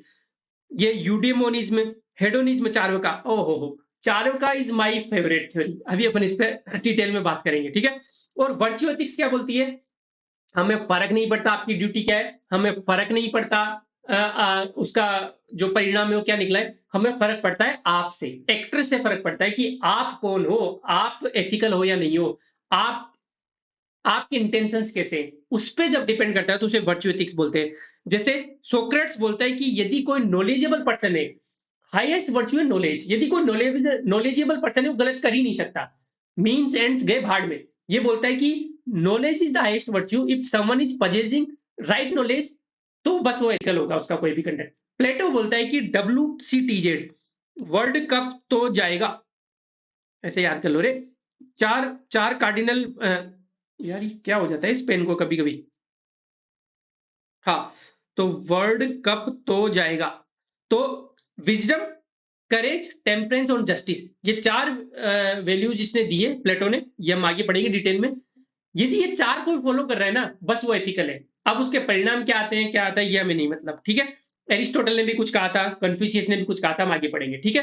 तो जब आदमी पे डिपेंड करता है तो वो वर्च्यू एथिक्स होती है। समझ में आ गया? सद्गुण नैतिकता मतलब आदमी के गुण सद्गुण होने चाहिए बस। अब अपन थोड़ा-सा हेडोनिज्म या चारों का बात कर लेते हैं। जैसे मैंने ऊपर बताया था ना कि हेडोनिज्म आप आगे पढ़ेंगे। हेडोनिज्म ये बोलता है कि अल्टीमेट जो लाइफ का पर्पज़ है वो है प्लेज़र लेना, आनंद लेना बस। आपको कोई मतलब नहीं क्या अच्छा है, क्या बुरा है। यदि आप आनंद ले रहे हो तो आप एथिकल हो। ये हेडोनिस्ट बोलते हैं। और हेडोनिज्म वेस्टर्न फिलॉसफी है। हमारे अगले बड़े उससे पहले ही हेडोनिज्म वाली फिलॉसफी दे चुके। चारुका जिसे हम बोलते हैं, चारुका बोलते हैं मैं आपको कि जीने के हैं 4 दिन। अभी मैं आपको बताता हूँ अच्छे से। ठीक है? हाँ जी। तो चारुका बोलते हैं यावत मोदी जी की भाषा में सुनाता हूँ आपको। चारवाक कहते थे यावत जीवित सुखम जीवेत मूलम कृत्वा घृतम पिबेत भस्मीभूतस्य देहस्य पुनरागमनम कुतः। जब तक जियो मौज करो, जियो, जब तक जियो मौज करो, चिंता किस बात की, कर्ज करो और घी पियो। उस जमाने में संस्कार के लिए घी कहा। हाँ, उस ज़माने में संस्कार थे, घी का अभी होता तो दारू बोलते, ठीक है? तो यावत् जीविते सुखम जीवेत्, यावत् जीवेत् सुखम जीवेत्, ऋणं कृत्वा घृतं पिबेत्, भस्मीभूतस्य देहस्य पुनर्गमनाय कुतः। मतलब लास्ट वाली लाइन का मतलब है कि एक बार ये जो देह है, ये शरीर है, एक बार राख हो गया, चाहे आप जलते हो, चाहे आप दफनाए जाते हो, फिर वापस कहाँ से आएगा? तो मौज करो, ऋण लो, घी पियो, मस्त रहो, जो करना है करो। ये चारुका की थ्योरी थी। अब किसी ने थ्योरी दे दी, वो भी एथिकल ही है। मतलब कोई इसको मानता है, कोई बोलता है कि मैं तो चारुका की प्रिंसिपल फॉलो करता हूँ इसलिए मैं एथिकल हूँ। क्योंकि एथिक्स क्या है? एथिक्स या फिर वो बोल सकता है मोरल हूँ मैं तो, क्योंकि उसने माइंड में अपने चारुका की थ्योरी को परफेक्ट माना हुआ है, ठीक है? तो इसका जो मॉडर्न वो है, वो क्या है? अपने सल्लू भाई भी फिलोसोफर से कम थोड़ी ना है। सल्लू भाई क्या बोलते हैं कि जीने के हैं 4 दिन, बाकी यही बोलते हैं ना, जीने के 4 दिन, बाकी है बेकार दिन, जाए जाए जवानी फिर ना आए। तो यही वाली बात बोलते हैं। और उसके अलावा मैं एक इंटरव्यू पढ़ रहा था, हेजल कीच मैमी है, जो कि युवराज सिंह की वाइफ है। तो एक्चुअली वो मॉरिशस में रहती है, और मॉरिशस से जो माइग्रेट हुए इंडियंस जो माइग्रेट हुए, वो बिहार से हुए थे एज ए स्लेव्स, और वहाँ पे एग्रीकल्चर करने लगे, और आज तो वो काफ़ी अच्छी पोज़ीशन पे है। इवन मॉरिशस के पीएम हमारे इंडियन रहे हुए जगन्नाथ उनका नाम था। तो she was surprised to know that जब वो इंडिया आई तो उन्होंने देखा कि अरे यार! ये भाषा तो हमारी वाली भाषा ही है। क्योंकि जो इंडियंस ही तो माइग्रेट हुए थे वहाँ पे। तो she used to sing a song in her child days, और वो गाना कुछ ऐसा था। सुनते हैं थोड़ा-सा है।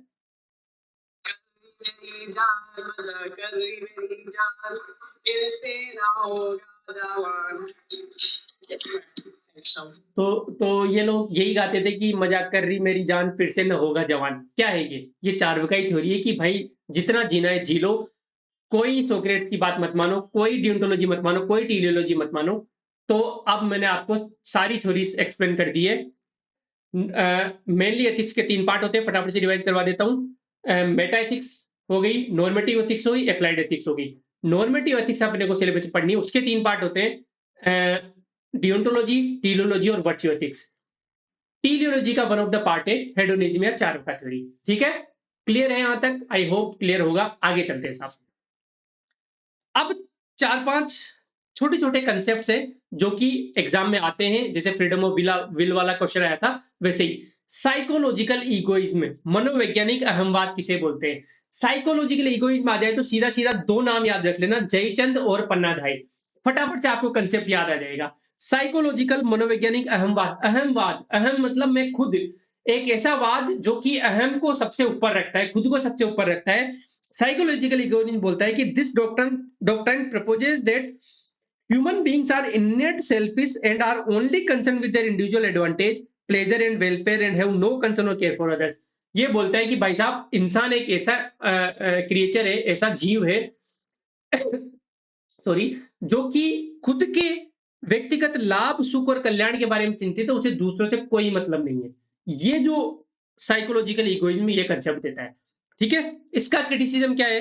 इसका क्रिटिसिज़्म होता है कि बहुत सारी सिचुएशंस में ऐसा नहीं है, बहुत सारी सिचुएशन में आदमी दूसरों के बारे में भी सोचता है। अब देखो साइकोलॉजिकल इगोइज़्म सही है, गलत है, इसमें नहीं जाएँगे हम। ये कॉन्सेप्ट है। एथिक्स में बहुत बार ऐसा होता है कि अलग-अलग लोगों ने अलग-अलग कॉन्सेप्ट दे दिया, हमें उन्हें बिना छेड़े पढ़ना होता है बस कि ये चीज़ें हैं।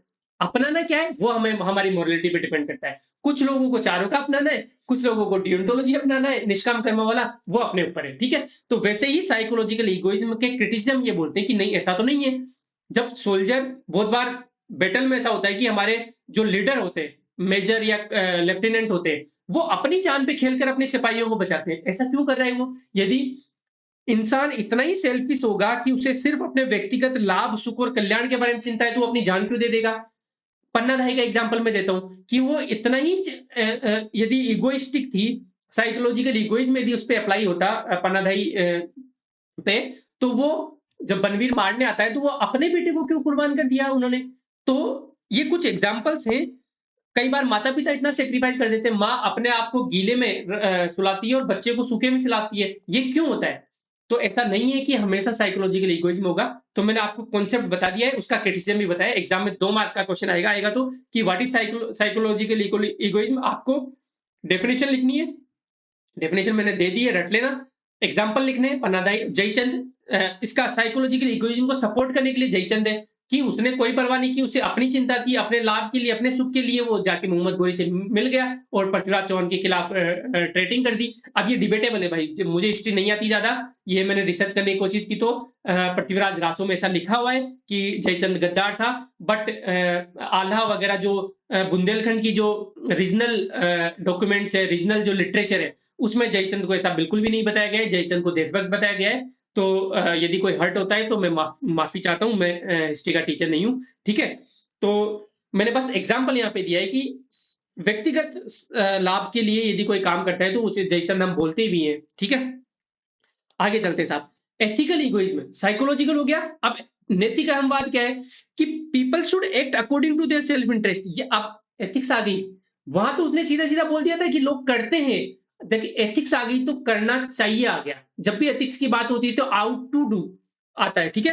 तो ये बोलता है कि लोगों को अपने स्वार्थ के अनुसार कार्य करना चाहिए। स्वहित में कार्य करने का अर्थ है कि वो हमें वह करना चाहिए जिससे हमारी खुशी अधिकतम हो और हमारा दुख कम हो, सुखवाद। अब यहाँ पे एथिकल इगोइज्म में ऐसा नहीं होता कि हम दूसरों को हर्ट करने के लिए खुश कर देंगे। हमें अपनी खुशी मैक्सिमाइज़ करनी है, ये एथिकल इगोइज्म बोलता है, ठीक है? तो ought to do, should act जब चीज़ आती है तो एथिकल इगोइज्म आ जाती है। इसके प्रोपोज़र्स कौन-कौन है? इसके प्रस्ताव कौन-कौन है? थॉमस होब्स है, मेंडेवले है और एडम स्मिथ है। जैसे फॉर एग्जांपल एडम स्मिथ ने कॉन्सेप्ट दिया पूंजीवाद का, ठीक है? पूंजीवाद के बारे में वो ये बोलता है कि तुम खुद का ध्यान रखो, market force will determine itself, कि आप फेल हो गए या पास हो गए। आपको बाकी लोगों का ध्यान देने की जरूरत नहीं है। यदि कोई मेहनत नहीं कर रहा है, आपसे कंपटीशन में अपने आप ही आउट हो जाएगा, या आप मेहनत नहीं कर रहे हो, आप कंपटीशन में। इसको बोलते हैं मैं भूल गया, इसको बोलते हैं इनविजिबल स्लेप ऑफ मार्केट ऐसा कुछ बोलते हैं। Invisible hands of market will give a tight slap कि जो अदृश्य हाथ है मार्केट के, वो आपको चाटा मार देंगे यदि आपने ढंग से काम नहीं किया तो। पूंजीवाद इसी पे डिपेंड करता है। मार्क्सवाद बिल्कुल अपोजिट था कि कोई काम करे नहीं करे भाई, ये नेशन की, ये गवर्नमेंट की जिम्मेदारी है कि सबको इक्वल करे। तो ऑफ कोर्स पूंजीवाद थोड़ा ज्यादा नेचुरल है। तो ये वाली चीज हो गई।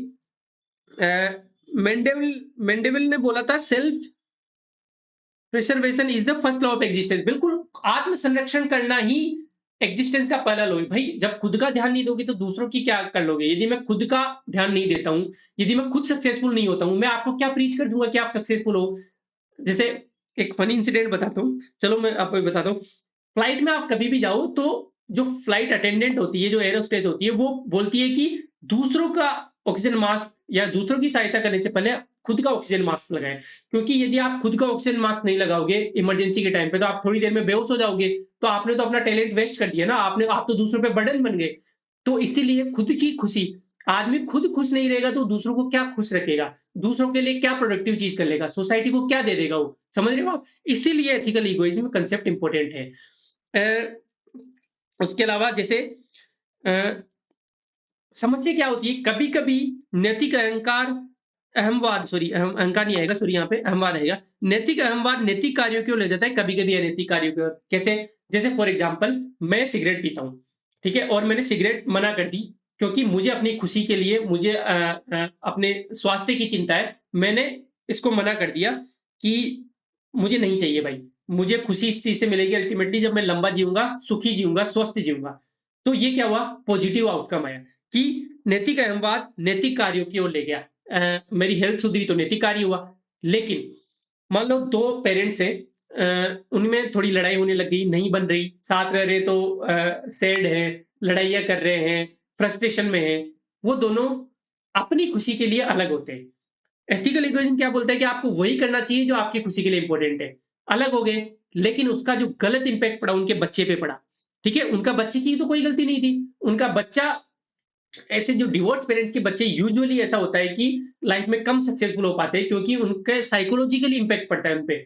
तो कभी-कभी नैतिक अहंवाद गलत परिणाम भी दे देता है, कभी-कभी नैतिक अहंवाद अच्छे परिणाम भी दे देता है। वो डिपेंड करता है सिचुएशन पे, टाइम पे, पर्सनल सिचुएशन पे, बहुत सारी चीज़ों पे डिपेंड करता है, ठीक है? फ्लाइट वाला इंसिडेंट बता देता हूँ। जब पहली बार मैं फ्लाइट पे बैठा था तो मील लाया गया और पैसे होते नहीं थे उस टाइम तो बिल्कुल भी।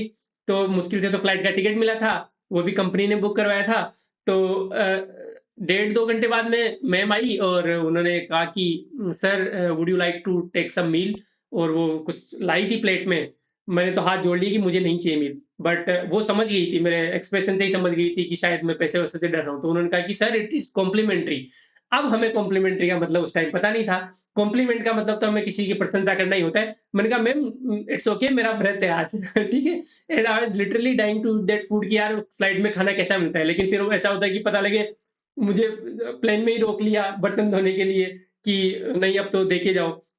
तो मैंने नहीं लिया, फिर बाद में आया, मैं नीचे उतरा, सीनियर से बात हुई कि पागल कॉम्प्लीमेंट्री का मतलब होता है कि फ्री था वो मील। और आज दिन तक मैं उस मील को मिस करता हूँ। तो इसीलिए इंग्लिश भी आनी चाहिए, थोड़ी बहुत। आगे चलते हैं साहब। अब जब हम थॉमस हॉब्स को पढ़ ही रहे तो थॉमस हॉब्स की एक फेमस थ्योरी है social contract theory of Thomas Hobbes. ठीक है? तो ये भी इंपॉर्टेंट है, 2 मार्क का क्वेश्चन आ सकता है। सोशल कॉन्ट्रैक्ट थ्योरी कुछ नहीं है, ऐसे बोलती है कि सोसाइटी में जितने भी लोग रह रहे हैं वो गवर्नमेंट के साथ एक कॉन्ट्रैक्ट में है कि हम लोग अपनी कुछ चीज़ें सैक्रिफाइस करते हैं, उसके बदले आप हमें कुछ दो। ये कॉन्ट्रैक्ट बना हुआ है दोनों के बीच में, एक अनुबंध बना हुआ है। कैसे? कि जैसे हम हैं, हमने कुछ अपने राइट्स सैक्रिफाइस किए हुए हैं। हम कुछ भी तो नहीं कर सकते, हम हेट स्पीच तो नहीं कर सकते, हम कि हम किसी को मार नहीं सकते चलते-फिरते, हम किसी के थप्पड़ नहीं दे सकते ना। हम किसी का मर्डर नहीं कर सकते। ये फ्रीडम हमने लूज़ की है ताकि हमें कुछ मिले, क्या मिले? सेंस ऑफ सिक्योरिटी मिले। यदि ये फ्रीडम सबको ही हो, तो फिर क्या हो जाएगा? केओस हो जाएगा, राइट्स होने लगेंगे, अराजकता की भावना पैदा हो जाएगी, गुंडागर्दी आ जाएगी, चोरी-चपाटी होने लग जाएगी। यही सोशल कॉन्ट्रैक्ट है। डेफिनिशन में बोलता हूँ, individuals agree to give their liberty into the hands of sovereign, sovereign मतलब government, on the sole condition that their lives are safeguarded by the sovereign power। इसी कंडीशन पे कि हमारी जीवन की रक्षा तुम करोगे, हम कुछ फ्रीडम आपको त्याग कर रहे हैं। ठीक है? तो हिंदी में बोल देता हूँ, व्यक्ति अपनी स्वतंत्रता एक संप्रभु के हाथों में देने के लिए केवल इस शर्त पर सहमत होते हैं कि उनके जीवन की सुरक्षा संप्रभु शक्ति द्वारा की जाएगी। ठीक है? वे प्राकृतिक अवस्था की बचने के लिए ये करते हैं।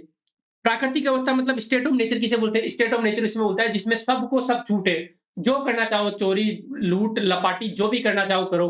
किसी को भी मार दिया, किसी को भी मतलब जिसकी लाठी उसका भेष। ये जो स्टेट ऑफ नेचर का यदि मैं देसी अनुवाद करूँ तो जिसकी लाठी उसका भेष सॉरी मैं क्या बोल रहा हूँ यार? जिसकी लाठी उसका भेष। ठीक है? तो समझ में आ गया ना? तो जिसकी लाठी उसकी भैंस वाला जो पार्ट है वो स्टेट ऑफ नेचर है। लगातार बोलते-बोलते दिमाग ना चौक हो जाता है, कोई बात नहीं और पॉज़ करने का शायद ऑप्शन है नहीं।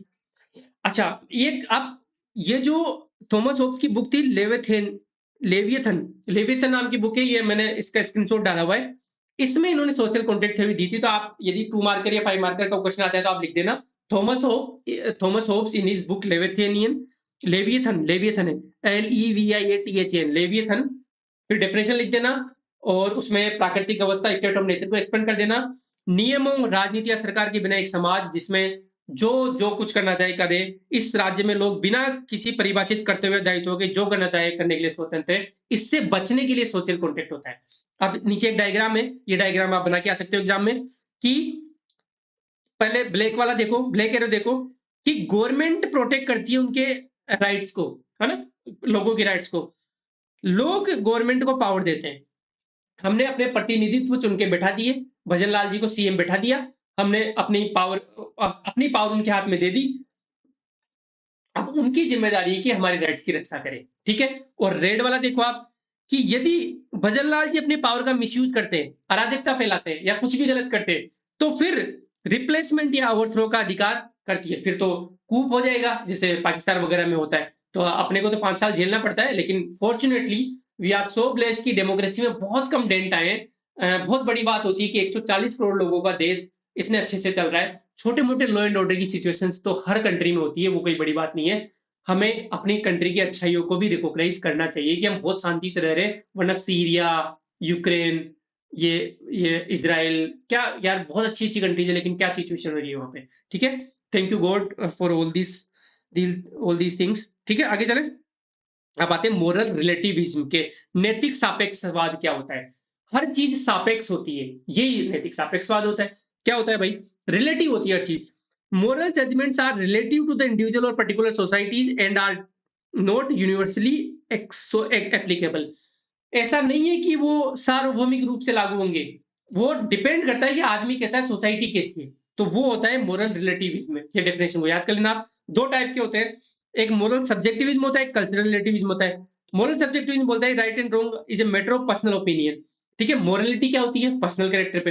तो मोरल सब्जेक्टिविज़्म राइट और रॉन्ग पर्सनल ओपिनियन पे डिपेंड करता है। जैसे सेम सेक्स मैरिज पे हो सकता है, आपकी ओपिनियन अलग हो, मेरी ओपिनियन अलग हो। तो ये हो गया मोरल सब्जेक्टिविज़म। मोरालिटी मोरल वर्ड आ गया और मोरल क्या होता है? पर्सनल होता है। मैंने पढ़ाया आपको, ठीक है? नैतिक विषयवाद हो गया। दूसरा कल्चरल रिलेटिविज़्म, सांस्कृतिक सापेक्षवाद। संस्कृति जो कल्चर जो डिसाइड करता है। Without within a given culture, there may be moral standards that are true for that culture, but not for some other culture. अब मोरल तो इंडिविजुअल इंडिविजुअल पे चेंज हो गया। कल्चर इस कल्चर में वो चीज़ सही मानी जा सकती है, दूसरे कल्चर में नहीं मानी जा सकती। फॉर एग्जाम्पल हिंदू और मुस्लिम कल्चर में कुछ चीज़ें सही मानी जाती है, कुछ चीज़ें गलत मानी जाती है। जैसे पॉलीगैमी है, बहुविवाह है। मुस्लिम कल्चर ने इसको एक्सेप्ट किया है और हिंदू कल्चर इसको गलत मानता है। बस ये हो गया। अब एक्चुअल में क्या सही है, क्या गलत है, वो तो डिबेटेबल है। लेकिन कल्चरल डिफरेंस आ गया, कल्चरल रिलेटिविज्म आ गया, सांस्कृतिक सापेक्षवाद आ गया। समझ में आ गया? 2 टाइप के होते हैं, आपको एग्जाम में लिख के आने हैं। मोरल रिलेटिविज्म की डेफिनेशन और 2 टाइप के होते हैं। एक मोरल नैतिक विषयवाद होता है, एक सांस्कृतिक सापेक्षवाद होता है। ठीक है? जैसे मैंने यहाँ पे डाला हुआ है। अच्छा, इसके कल्चरल रिलेटिविज्म के कुछ पॉजिटिव और नेगेटिव हो सकते हैं। जैसे पॉजिटिव में बताता हूँ, डाइवर्सिटी को प्रमोट करता है यार, कि अलग-अलग कल्चर अलग-अलग चीज़ों को सही गलत मानेगा तो डाइवर्सिटी बढ़ेगी ना। जैसे यूसीसी है, यूनिफॉर्म सिविल कोड है। अब सबका कल्चर हम एक जैसा कर लेंगे तो यूनिफॉर्मिटी आ जाएगी, जो कि डाइवर्सिटी के लिए खराब चीज़ है।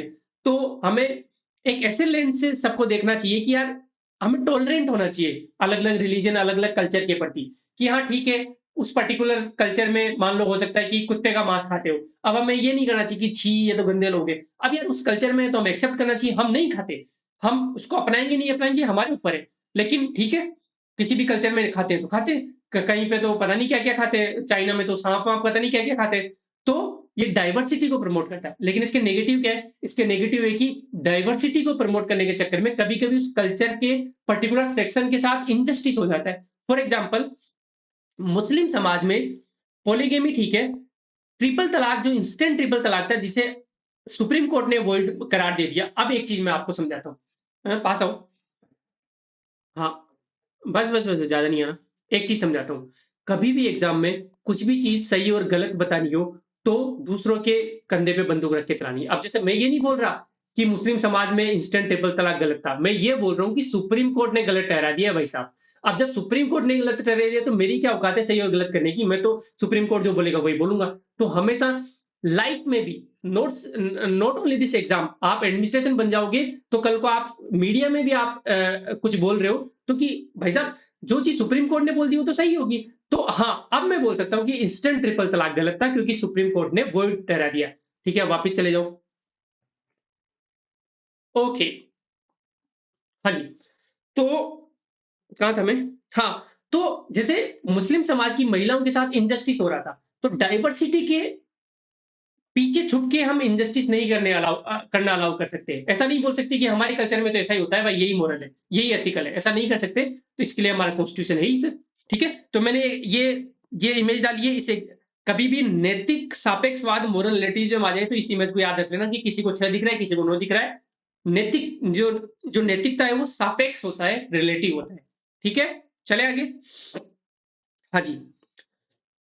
मोरल ऑब्जेक्टिविज्म क्या होता है? वो क्या था सब्जेक्टिव था, ये ऑब्जेक्टिव है। इसमें ये बोलता है कि there are objective moral truths that वैसे समझा देता हूँ मैं आपको कि कुछ चीज़ें ऐसी हैं जो कि फ़र्क ही नहीं पड़ सॉरी जो कि फ़र्क ही नहीं पड़ता। मैं पानी भी नहीं पिया ना तो थोड़ा मेरा गला भी सूख गया, मुँह सूख रहा है। तो मोरल ऑब्जेक्टिविज्म क्या होता है? कुछ चीज़ें ऐसी होती हैं कि वो यूनिवर्सल होती है। फ़र्क ही नहीं पड़ता कौन सी कल्चर से, कौन से टाइम से। वो गलत है तो गलत है, सही है तो सही है। तो यही बोलता है there are objective moral truths that some actions are right for all people at all times and that others are wrong for all people at all times. सभी लोगों के लिए सभी समय में गलत है और सभी लोगों के लिए सभी समय में सही है। जैसे कॉन्सिक्वेंटलिस्ट या डियोंटोलॉजिस्ट बोलता है। जैसे गीता ने कहा कि निष्काम कर्मा करना चाहिए। अब ये नहीं बोलेगा कि अमेरिका में निष्काम कर्मा अप्लाई होता है लेकिन इंडिया में नहीं होता है, इंडिया में होना चाहिए, अमेरिका में होना चाहिए, नहीं। गीता ने बोला, चाहे वो सतयुग हो, चाहे कलयुग हो, निष्काम कर्मा करना ही है, वो एथिकल प्रिंसिपल है ही है, ठीक है? ठीक है? जैसे फॉर एग्जांपल यूनिवर्सल ट्रुथ है, हम बोलते हैं कि सूर्य पूर्व से उगता है। अब वो ऐसा नहीं कि अमेरिका में पश्चिम से उगने लग जाएगा, ठीक है? तो जैसे यूनिवर्सल ट्रुथ्स होते हैं, जैसे वैसे ही कुछ यूनिवर्सल एथिकल प्रिंसिपल्स होते हैं, जिन्हें बोलते हैं मोरल ऑब्जेक्टिविज़्म उनमें ऑब्जेक्टिविटी होती है, उनमें कोई सब्जेक्टिविटी नहीं होती, कोई सापेक्षवाद नहीं होता उनमें, ठीक है? वो वस्तुनिष्ठवाद होते हैं। तो जैसे परिणामवाद, यूटिलिटेरियन ये बोलेंगे कि यदि परिणाम सही आ रहा है, तो वो सही होगा, चाहे वो कोई सा भी टाइम हो। जैसे फॉर एग्जांपल स्लेवरी है। स्लेवरी उस टाइम सही मानी जाती थी नॉर्थ अमेरिका में, लेकिन अब गलत मानी जाती है। लेकिन परिणामवादी बोलेंगे कि यार उस टाइम भी सही थी, क्योंकि परिणाम अच्छे निकल रहे थे उसके। और अभी भी सही है क्योंकि अब मशीन्स वगैरह आएगी तो अब स्लेवरी की जरूरत नहीं है। तो वो डिपेंड करता है कि परिणाम कैसा निकल रहा है। ये जो प्रिंसिपल्स होते हैं उनको बोलते हैं मोरल ऑब्जेक्टिविज्म। चलें आगे। अब तो 2-3 और प्रिंसिपल बच गए। डॉक्ट्राइन ऑफ डिटर्मिनिज्म नियतिवाद का सिद्धांत ये बहुत ब्यूटीफुल कंसेप्ट है। बोल क्या रहा है कि decisions and actions of human beings are casually determined by external factors hence they are not responsible for the action. भाई ये तो सभी प्रॉब्लम्स की को सोल्व कर दिया इसने। तो ये बोल रहा है कि जो भी एक इंसान डिसीजन लेता है ना वो उसके हाथ में है ही नहीं यार, वो तो एक्सटर्नल फैक्टर्स डिसाइड करते हैं, तो वो तो रिस्पांसिबल है ही नहीं, वो तो जिम्मेदार है ही नहीं कोई भी एक्शन का। अब आप बोलोगे ऐसा कैसे? ये मैं नहीं बोल रहा भाई, ये डॉक्ट्राइन ऑफ डिटरमिनिज्म बोल रही है, ऐसे ऐसे लिख के आना है अपने को, ठीक है? एथिक्स में अलग अलग कंसेप्ट दे दिए लोगों ने, हमें बस उनको पढ़ना है, समझना है, जो अच्छा लगे वो हमें अपनी लाइफ में उतारना है। बाकी पेपर पे तो वही उतारना है जो वो कंसेप्ट है, ठीक है? तो मनुष्य के निर्णय और कार्य बाहरी शक्तियों द्वारा निर्धारित होते हैं, इसके लिए वो अपने कार्यों के लिए जिम्मेदार नहीं है। उसके कार्य किस-किस पे डिपेंड करते हैं? उसके जीन कैसे हैं? मतलब एंसेस्टर से जीन्स कैसे आ रहे हैं? उसका मस्तिष्क का दिमाग कितना चलता है? उसका पर्यावरण कार्य, उसके एनवायरनमेंट, उसके दोस्त कैसे, उसकी फैमिली में कैसे अपब्रिंगिंग हुई है? मैं छोटा-सा इंसिडेंट देता हूँ। अभी मैं पुरानी जयपुर गया था, तो पुरानी जयपुर में एक मीट शॉप थी, चिकन वाली। अब मैं वेजिटेरियन हूँ, बट आई डोंट जज people who like to eat meat और समथिंग लाइक दैट। बट वो जो वो जो छोटा-सा एन्क्लोज़र था जिसमें मुर्गियाँ बंद थी, ठीक है? और उसमें मतलब इतने से एन्क्लोज़र में मुझे लगता है 20-30 मुर्गियाँ डाली हुई थी और वो साँस भी नहीं ले पा रही थी ढंग से। और एक इंसान आता है बाइक लेके और उसके पास छोटा-सा थैला होता है। कितना थैला होगा यार? ज़्यादा बड़ा थैला नहीं था और उस थैले में उसने मतलब जैसे हम सब्ज़ी डालते हैं ना, तो उनके लिए तो सब्ज़ी है वो। सब्ज़ी डालते हैं वैसे पूरी 20 मुर्गियाँ उसमें ठूँस दी और पैक करके ले गया। मतलब कहीं और के लिए लेके गया होगा।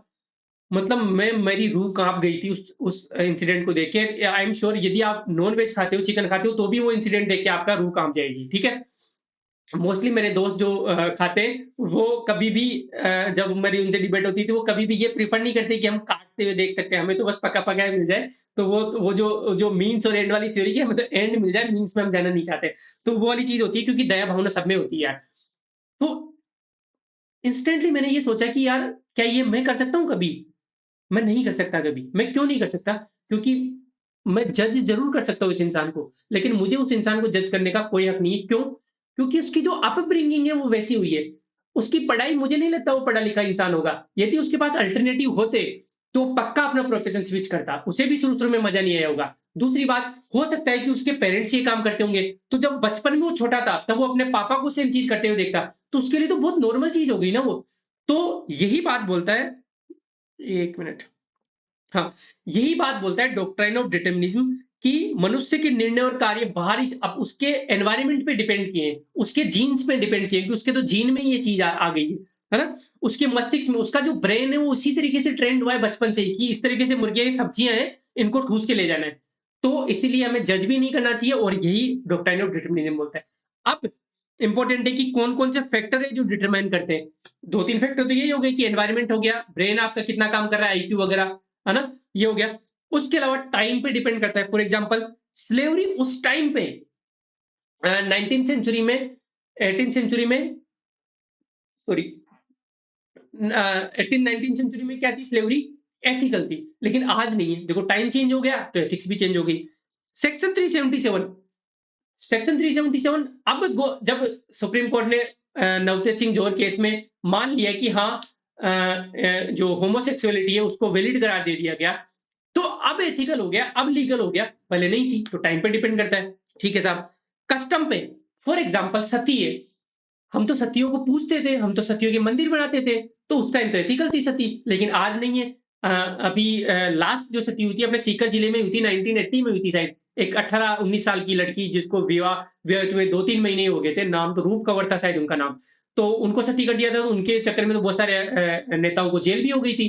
तो अब एथिकल नहीं है, अब तो इल्लीगल भी है। तो ये कस्टम पे भी डिपेंड करता है। प्लेस पे कि जैसे थलाई कुतुल या फिर अबॉर्शन अ, थलाई कुतुल नाम से एक कस्टम होता है साउथ इंडिया में तमिलनाडु में। वहाँ पे क्या होता है कि जो पेरेंट्स बहुत ज़्यादा ओल्ड एज के हो जाते हैं, जो कि बेड पे पड़े-पड़े सफ़र कर रहे हैं, उनको वॉलंटरीली मार दिया जाता है इंजेक्शन वगैरह लगा के। इसको बोलते हैं थलाई कुतुल। अब कुछ लोगों को तो देख सुन के ऐसा लगा कि क्या पेरेंट्स को मार देते हैं? लेकिन वहाँ का कस्टम वही है। वहाँ का प्लेस पे डिपेंड करता है नॉर्थ इंडिया और साउथ इंडिया। साउथ इंडिया में तमिलनाडु में ऐसा हो रहा है, तो वो उसको एथिकल मानते हो क्योंकि सोसाइटी ने डिसाइड किया हुआ है कि यार उनको पड़े-पड़े सफ़र करने से तो अच्छा है कि उनको उनकी मुक्ति दे दी जाए उनको। तो थलाई कुतुल वहाँ के लिए एथिकल है, अपने लिए अनएथिकल है, ऐसा है। ठीक है? सर्कमस्टेंसेस पे नीड वर्सेस ग्रीड मान लो कोई चोरी कर रहा है, तो अब नीड के लिए चोरी कर रहा है, ग्रीड के लिए चोरी कर रहा है। कोई भूखा है बहुत ज़्यादा, मरने की हालत में 2 केले चुरा के खा लिए, तो क्या ये एथिकल है, अनएथिकल है? ये तो डिबेटेबल क्वेश्चन है। और ग्रीड के लिए कि भाई साहब आपने ज्वेलरी चोरी कर ली, तो वो तो अनएथिकल है साफ-साफ ही। तो ये डिपेंड करता है सर्कमस्टेंसेस पे भी, मतलब परिस्थितियों पे भी। कानून पे डिपेंड करता है। ट्रिपल तलाक अब इल्लीगल है, ट्रिपल तलाक अनएथिकल भी है, ठीक है? उसके अलावा साधन, आपके मीन्स एंड एंड्स पे डिपेंड करता है। ये तो अपन ने डियोंटोलॉजी टियोलॉजी पढ़ी ली और आगे भी पढ़ेंगे कि जैसे फॉर एग्जांपल कांट के लिए क्या एथिकल है? मीन्स प्योर होनी चाहिए, है ना? ड्यूटी आपकी इंपॉर्टेंट है। और बाकी उसके लिए जेरेमी बेंथम के लिए क्या एथिकल है कि एंड इंपॉर्टेंट है, एंड अच्छा होना चाहिए। उसके अलावा एक्टर पे डिपेंड करता है भाई बहुत कुछ। अब मैं इंटरेस्टिंग बात बताता हूँ जैसे आपको, महाभारत आपने देखी होगी, एक्टर मतलब बॉलीवुड की भी अपन बात कर लेते हैं। सॉरी, पसीना सा आ रहा है। हाँ, तो कहाँ था मैं? हाँ, बॉलीवुड में आपने कभी नोटिस किया है कि किसी भी एक्टर को शुरू के 10-15 मिनट ना उसको वो ऐसे पोर्ट्रे किया जाता है कि ये महान इंसान है। जैसे बुजुर्गों की हेल्प कर रहा है, किसी को रोड क्रॉस करने में मदद कर रहा है, ठीक है? और महिलाओं की रिस्पेक्ट कर रहा है, बहुत जॉली-जॉली कैरेक्टर से सबके साथ हँसमुख बातें कर रहा है। शुरू के 15-20 मिनट कोई किसी लड़की के साथ गलत कर रहा है तो उसके साथ फाइट कर रहा है, ठीक है? उसका कैरेक्टर बना दिया, कैरेक्टर बिल्ड कर दिया उस एक्टर का। उसके बाद में वो सारी गलत चीज़ें कर लेता है, ठीक है? वो फिर खुद ही एक लड़की के पीछे द सो कॉल्ड प्यार में पीछे भागता है और इव टीजिंग भी करता है, दुपट्टा खींचता है और वो सब चीज़ें हमें क्या लगती है क्यूट। क्योंकि हमारे माइंड में शुरू के 15 मिनट में फीड कर दिया गया कि ये अच्छा इंसान है। तो एक्टर पे भी डिपेंड करता है कि हमें कोई चीज़ अच्छी यार जब एक्टर मारता है विलन को तो हमें दुःख नहीं होता, लेकिन जब विलन एक्टर को मारता है तो दुःख क्यों होता है? हिंसा तो दोनों कर रहे हैं, गलत काम दोनों कर रहे हैं। लेकिन क्यों? क्योंकि एक्टर की इमेज हमारे माइंड में ऐसी है कि ये तो अच्छा आदमी है, इसको इसके मारनी पड़नी चाहिए। विलन कैसा है कि विलन को पहले इतने गंदे काम करते हुए दिखा दिया गया है कि हमारे दिमाग में इमेज सेट हो गई कि इसको तो मरना चाहिए। तो इस पे भी बहुत कुछ डिपेंड करता है एथिकल अनएथिकल। वैसे ही मैं बताता हूँ, महाभारत के युद्ध में कर्ण को धोखे से मारा गया जब वो पहिया निकाल रहा था। अ, ये अपने भीष्म पितामह को शिखंडी को आगे करके धोखे से मारा गया। द्रोणाचार्य को झूठ बोल के कि उनका बेटा अश्वत्थामा मर मर गया जबकि नहीं मरा था, अश्वत्थामा एक हाथी का झूठा नाम रख के मारा गया। ठीक है? दुर्योधन को जांग के नीचे, जबकि गदा युद्ध का नियम होता है कि आप जांग के नीचे वो वार नहीं कर सकते, लेकिन जांग पे कमर के नीचे वार नहीं कर सकते, लेकिन जांग पे गदा मार के मारा गया। ये सब अनएथिकल तरीके से मारे गए थे। लेकिन क्यों हम उनको एथिकल मानते हैं? क्योंकि अल्टीमेटली धर्म के लिए लड़ रहे थे, कृष्ण उनकी साइड से। कृष्ण जो भी करे वो अच्छा, क्यों? क्योंकि वर्च्यू एथिक्स ये बोलता है कि आपके इंटेंशंस डिपेंड करते हैं, कैरेक्टर डिपेंड आपका करता है, क्योंकि पहले पांडवों के साथ बहुत सारी चीजें गलत हो गई थी। तो इसीलिए एथिक्स बहुत सब्जेक्टिव है मेरे दोस्त, इतना आसान नहीं है एथिक्स। अच्छा और बुरा बहुत सब्जेक्टिव है, ठीक है? समझ में आ गया नियतिवाद का सिद्धांत, डॉक्ट्राइन ऑफ डिटर्मिनिज्म, रट लेना डेफिनेशन कि एक्सटर्नल फैक्टर्स पे डिपेंड करता है, इसलिए वो खुद जिम्मेदार नहीं है, ठीक है? एग्जाम्पल हंग्री पर्सन स्टील से, ये मैंने बताई दिया आपको।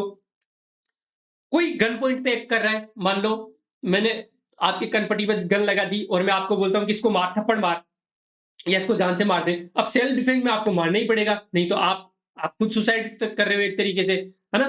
तो या अब ये एथिकल है या अनएथिकल है, डिबेटेबल है भाई। अब कुछ बोलोगे कि मैं आप खुद को मर जाना चाहिए था दूसरों को मारने से अच्छा, तो या फिर चलो थोड़ा सा माइल्ड करते हैं कि अ, गन लगा दी, गन लगाने के बाद बोलते कि इसकी टांग तोड़ दे। तो अब आप लोग बोले कि यार टांग तोड़ देनी चाहिए थी, कम से कम जान तो बचती। लेकिन है तो वो भी गलती टांग तोड़ना भी, लेकिन जब गन पॉइंट पे हूँ, मेरे सिचुएशन ही मेरे कंट्रोल में नहीं है, तो फिर तो क्या करें?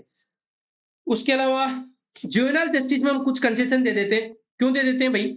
गलत तो जैसे फॉर एग्जांपल, एक मिनट, ये क्या हो गया?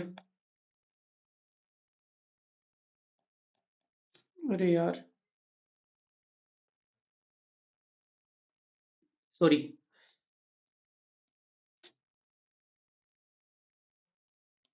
हाँ, ये मैंने मैंने पेंसिल का ये घुमा दिया था। ये होगा, थोड़े दिनों होगा, चले, ठीक है? तो कहाँ था मैं? हाँ, जुवेनाइल जस्टिस की मैं यदि बात करूँ, तो आपको दिल्ली रेप केस पता है, निर्भया कांड पता है? उसमें शायद 4 आरोपी थे, उनमें से 3 तो 18 साल से ऊपर थे, 1 16 साल का था। उसको अलग ट्रीट किया गया, वो फिर उसने जो भी 2 साल की सज़ा काटी, वो बरी भी हो गया, वो अभी सोसाइटी में है। क्यों अलग ट्रीट किया गया भाई? क्योंकि सर्कमस्टांस, उसकी जो सिचुएशन अलग थी, वो जुवेनाइल था, उसका दिमाग इतना परिपक्व नहीं था। ऐसा ऐसा हमारी लॉज़ में लिखा हुआ है, ठीक है? फॉर एग्जांपल सेक्शन 84 है आईपीसी एक्ट का, उसमें साफ-साफ लिखा हुआ है कि यदि कोई अनसाउंड माइंड का है, कोई पागल इंसान है, जिसका माइंड ढंग से काम नहीं कर रहा है, यदि वो कोई भी क्राइम करता है, तो वो क्राइम माना ही नहीं जाएगा। इतनी बड़ी बात लिखी हुई है। हमारी जो आईपीसी मेकर्स हैं, उन्होंने ये चीज़ सोची है। जैसे ये मैंने डाला हुआ है आपको यहाँ पे, ये बोलता है कि act of a person of unsound mind, nothing is an offence which is done by a person who at the time of doing it by reason of unsound of mindness is incapable of knowing the nature of the act. अब यदि कोई unsound mind का है, तो उसको पता ही नहीं कि वो क्या कर रहा है, तो फिर उसको कैसे दोषी आप करार दे सकते हो? क्राइम वो भी कर रहा है, सेम क्राइम कर रहा है। मान लो 2 लोगों ने मर्डर किया, एक अनसाउंड माइंड वाले ने किया, तो उसको बाइज्जत बरी कर दिया जाएगा। यदि प्रूव हो जाता है मेडिकली कि हाँ, ये अनसाउंड माइंड का है, ये पागल इंसान है, इनका दिमाग सही से काम नहीं कर रहा है, इनको कॉन्सिक्वेंसेस के बारे में नहीं पता था, इनको पता ही नहीं कि ये क्या कर रहे थे। तो नियतिवाद का सिद्धांत, डॉक्ट्राइन ऑफ डिटर्मिनिज्म, बाकी एक्सटर्नल चीजें डिपेंड करती है, डिटरमाइन करती है कि आप जो कर रहे हो उसके जिम्मेदार हो या नहीं हो। आई होप ये क्लियर होगा। आगे चलते हैं साहब, अब तो 10 मिनट का रह गया बस। स्वतंत्र इच्छा का सिद्धांत, डॉक्ट्राइन ऑफ फ्रीडम, उसके बिल्कुल अपोजिट है। ये बोलता है कि सबको स्वतंत्रता है सब कुछ करने की, इसलिए ज़िम्मेदारी भी लेनी पड़ेगी भाई साहब। Action which are not guided by external factors और those actions which are motivated by necessity. तो भाई साहब एक्सटर्नल फैक्टर नहीं, इसके लिए लेकिन 3 इंपॉर्टेंट कंडीशंस होनी चाहिए। आपके पास अल्टरनेटिव होनी चाहिए, आपके पास कैपेसिटी होनी चाहिए एक्ट करने की और आपके पास उसके सर्कमस्टेंसेस को अवेयरनेस होनी चाहिए। इन्होंने उल्टा तो दे दिया सिद्धांत लेकिन बच गए ये थोड़ा-सा। इन्होंने बोला कि चलो ठीक है, आप बोलते हो कि अनसाउंड माइंड का है कोई, ठीक है? उसके तो हाथ में ही नहीं था। तो हम 3 ऐसी कंडीशन दे देते हैं, यदि ये कंडीशन है, तो फिर फ्रीडम ऑफ विल अप्लाई होगी, फिर पूरी ज़िम्मेदारी इंसान को ही लेनी पड़ेगी। यदि वो अवेयर है कि उसके सर्कमस्टेंसेस क्या होंगे, मतलब वो वाला कंडीशन खत्म हो गया कि अनसाउंड माइंड का। अब यदि कोई इंसान अवेयर है कि मर्डर करने से उसकी जान चली जाएगी। दूसरी बात, उसके पास अल्टरनेटिव अवेलेबल है। मान लो सेल्फ डिफेंस में मैं मार रहा हूँ, अब मेरे पास अल्टरनेटिव था कि मैं छुप जाता या भाग जाता वहाँ से अपने आप को बचाने के लिए। तो यदि मेरे पास वो अल्टरनेटिव था, तो मेरा मारना गलत हो जाता है। यदि अल्टरनेटिव नहीं था, तो फिर मारना सही है। समझ रहे हो आप? और कैपेसिटी टू एक्ट, मेरे पास कैपेसिटी भी तो होनी चाहिए ना, मेरे पास कार्य करने की क्षमता होनी चाहिए, तभी तो वो फ्रीडम ऑफ विल रहेगी। यदि मेरे पास कैपेसिटी ही नहीं है, तो फिर फ्रीडम कैसी? ठीक है? तो ये जो सिद्धांत है, वो बोलता है doctrine of freedom of will. तो इसकी डेफिनिशन को आप याद कर लो, वे कार्य जो बाहरी कारकों द्वारा निर्देशित नहीं होते या वे कार्य जो आवश्यकता से प्रेरित नहीं होते हैं। ठीक है? 3 कंडीशन इसकी लिख के आनी है एग्ज़ाम में आए तो। ये क्वेश्चन एग्ज़ाम में पूछा हुआ है कि फ्रीडम ऑफ स्पीच। उदाहरण कौन-कौन से? जैसे एडवेंचरस स्पोर्ट है, court judgement without any prejudice और प्रेशर। एक जज बैठा है, वो अपना जजमेंट सुना रहा है। तो उसको बिना किसी प्रेजुडिस के, बिना किसी भेदभाव के पूर्वाग्रह कोई नहीं होना चाहिए कि यार ये तो पर्टिकुलर कम्युनिटी से है, पर्टिकुलर कास्ट से है या फिर ये तो मेरा पड़ोसी है, इसको ऐसा जजमेंट। ये सब पूर्वाग्रह हटा के यदि वो जजमेंट दे रहा है, तब वो असली में फ्रीडम ऑफ विल उसकी जो जजमेंट है वो फ्रीडम विल में काउंट होगा। ठीक है? इसका क्रिटिसिज्म ये है कि फ्रीडम ऑफ विल नाम की कोई चीज़ होती ही नहीं है, ये क्रिटिसिज्म है कि एक्चुअली आदमी कभी फ्री होता ही नहीं, कैसे भी कैसे बंधा होगा। फॉर एग्ज़ाम्पल पड़ोसी आया, तो ऐसा हो ही नहीं सकता कि पूर्वाग्रह नहीं हुई, या तो पड़ोसी से अच्छे संबंध होंगे या बुरे होंगे या न्यूट्रल होंगे, मतलब बात ही नहीं हुई कभी। लेकिन कुछ ना कुछ तो माइंड में आएगा जज के कि यार ये पड़ोसी है, तो ऐसा हो ही नहीं सकता कि वो फ्रीली एक्ट करे। उसके अलावा मान लो अ, हम किसी से मर्डर करवा रहे हैं, गन पॉइंट पे नहीं करवा रहे, कोई बात नहीं। लेकिन इकोनॉमिक कंपल्सन हो सकता है, वो छुपा हुआ हो सकता है कि किसी की हालत इतनी खराब हो गई कि उसे मर्डर करना पड़ रहा है या फिर चोरी करनी पड़ रही है। तो फ्रीडम ऑफ विल एक्चुअली होता ही नहीं है, एक्चुअल फ्रीडम होती ही नहीं है किसी भी इंसान के दिमाग में, किसी भी इंसान की लाइफ में। ये इसका क्रिटिसिज्म है। तो आलोचना क्या है? आवश्यकता द्वारा शासित दुनिया में इच्छा की स्वतंत्रता मौजूद हो ही नहीं सकती, क्योंकि सबकी कुछ ना कुछ आवश्यकता है। जज की आवश्यकता हो सकता है मॉनेटरी टर्म्स में हो कि यहाँ से पैसा मिल रहा है। जज की आवश्यकता हो सकती है कि पड़ोसी से अच्छे संबंध बनाने में हो। जज की आवश्यकता हो सकती है कि किसी पर्टिकुलर कास्ट या कम्युनिटी से लगाव हो। तो आवश्यकता द्वारा शासित वर्ड है, उसमें फ्रीडम ऑफ विल हो ही नहीं सकती। ये इसका क्रिटिसिज्म है, आलोचना है। ठीक है? सोक्रेट्स बोलता है कि गुड नॉलेज होगी तो गुड एक्शन अपने आप ही हो जाएगा। अब मतलब ये तो वो लोग हैं, ये तो वर्च्यू वाले लोग हैं, इनको मतलब नहीं है। ये बोले कि अच्छी नॉलेज परचेज़ करो आप, आप अपने आप ही गुड एक्शन कर दोगे। उसमें फिर फ्रीडम ऑफ विल की आवश्यकता नहीं है। एरिस्टोटल बोलता है actions varies because of freedom of will. Aristotle वही बोलता है कि अलग-अलग सिचुएशन पे अलग-अलग फ्रीडम होती है आदमी के पास, इसलिए उसका एक्शन भी चेंज हो जाएगा। ठीक है? जिससे जज का जजमेंट चेंज हो जाएगा। ये है फ्रीडम ऑफ विल। ठीक है? इसकी डेफिनिशन आप याद रखना। आज थोड़ी-सी टेक्निकल कांसेप्ट हैं, तो ये तो रटने ही पड़ेंगे, डेफिनिशन आपको रटनी पड़ेगी, समझा मैंने आपको दिया है। ठीक है? लास्ट वाला टेक्निकल कांसेप्ट क्या है? Doctrine of double effect. दोहरे प्रभाव का सिद्धांत क्या है? कोई भी एक्शन हम करते हैं उसके डबल इफेक्ट होते हैं, ये सच्चाई है। जैसे मैं आपको पढ़ा रहा हूँ, एक इफेक्ट इसका ये हो सकता है कि आपको बहुत अच्छे समझ में आ रहा है, आपके अच्छे मार्क्स हैं। ये पॉजिटिव इफेक्ट हो गया। क्या इसका कोई नेगेटिव इफेक्ट हो सकता है? मान लो अनफॉर्चुनेटली आपका सिलेक्शन नहीं होता है, किसी भी अटेम्प्ट में नहीं होता है। भगवान न करे ऐसा, लेकिन नहीं होता है। आप किसी को 10 साल बाद में बोलोगे कि यार मैंने तो ना 5 साल आरएस की तैयारी में खराब कर दिए। ये जो 5 साल का बंडल आपने बोला ना, उसमें ये 1 डेढ़ घंटे का लेक्चर भी आ गया। तो मतलब ये टाइम खराब हो गया आपका, क्योंकि आपने लपेट दिया सबको। तो हर चीज़ के पॉजिटिव और नेगेटिव दोनों एक्शन हो सकते हैं। For example we are killing in self defence, तो पॉजिटिव तो है कि हमने अपनी सेल्फ डिफेंस अपने आप को बचा लिया, लेकिन नेगेटिव है कि हमने किसी को मार दिया।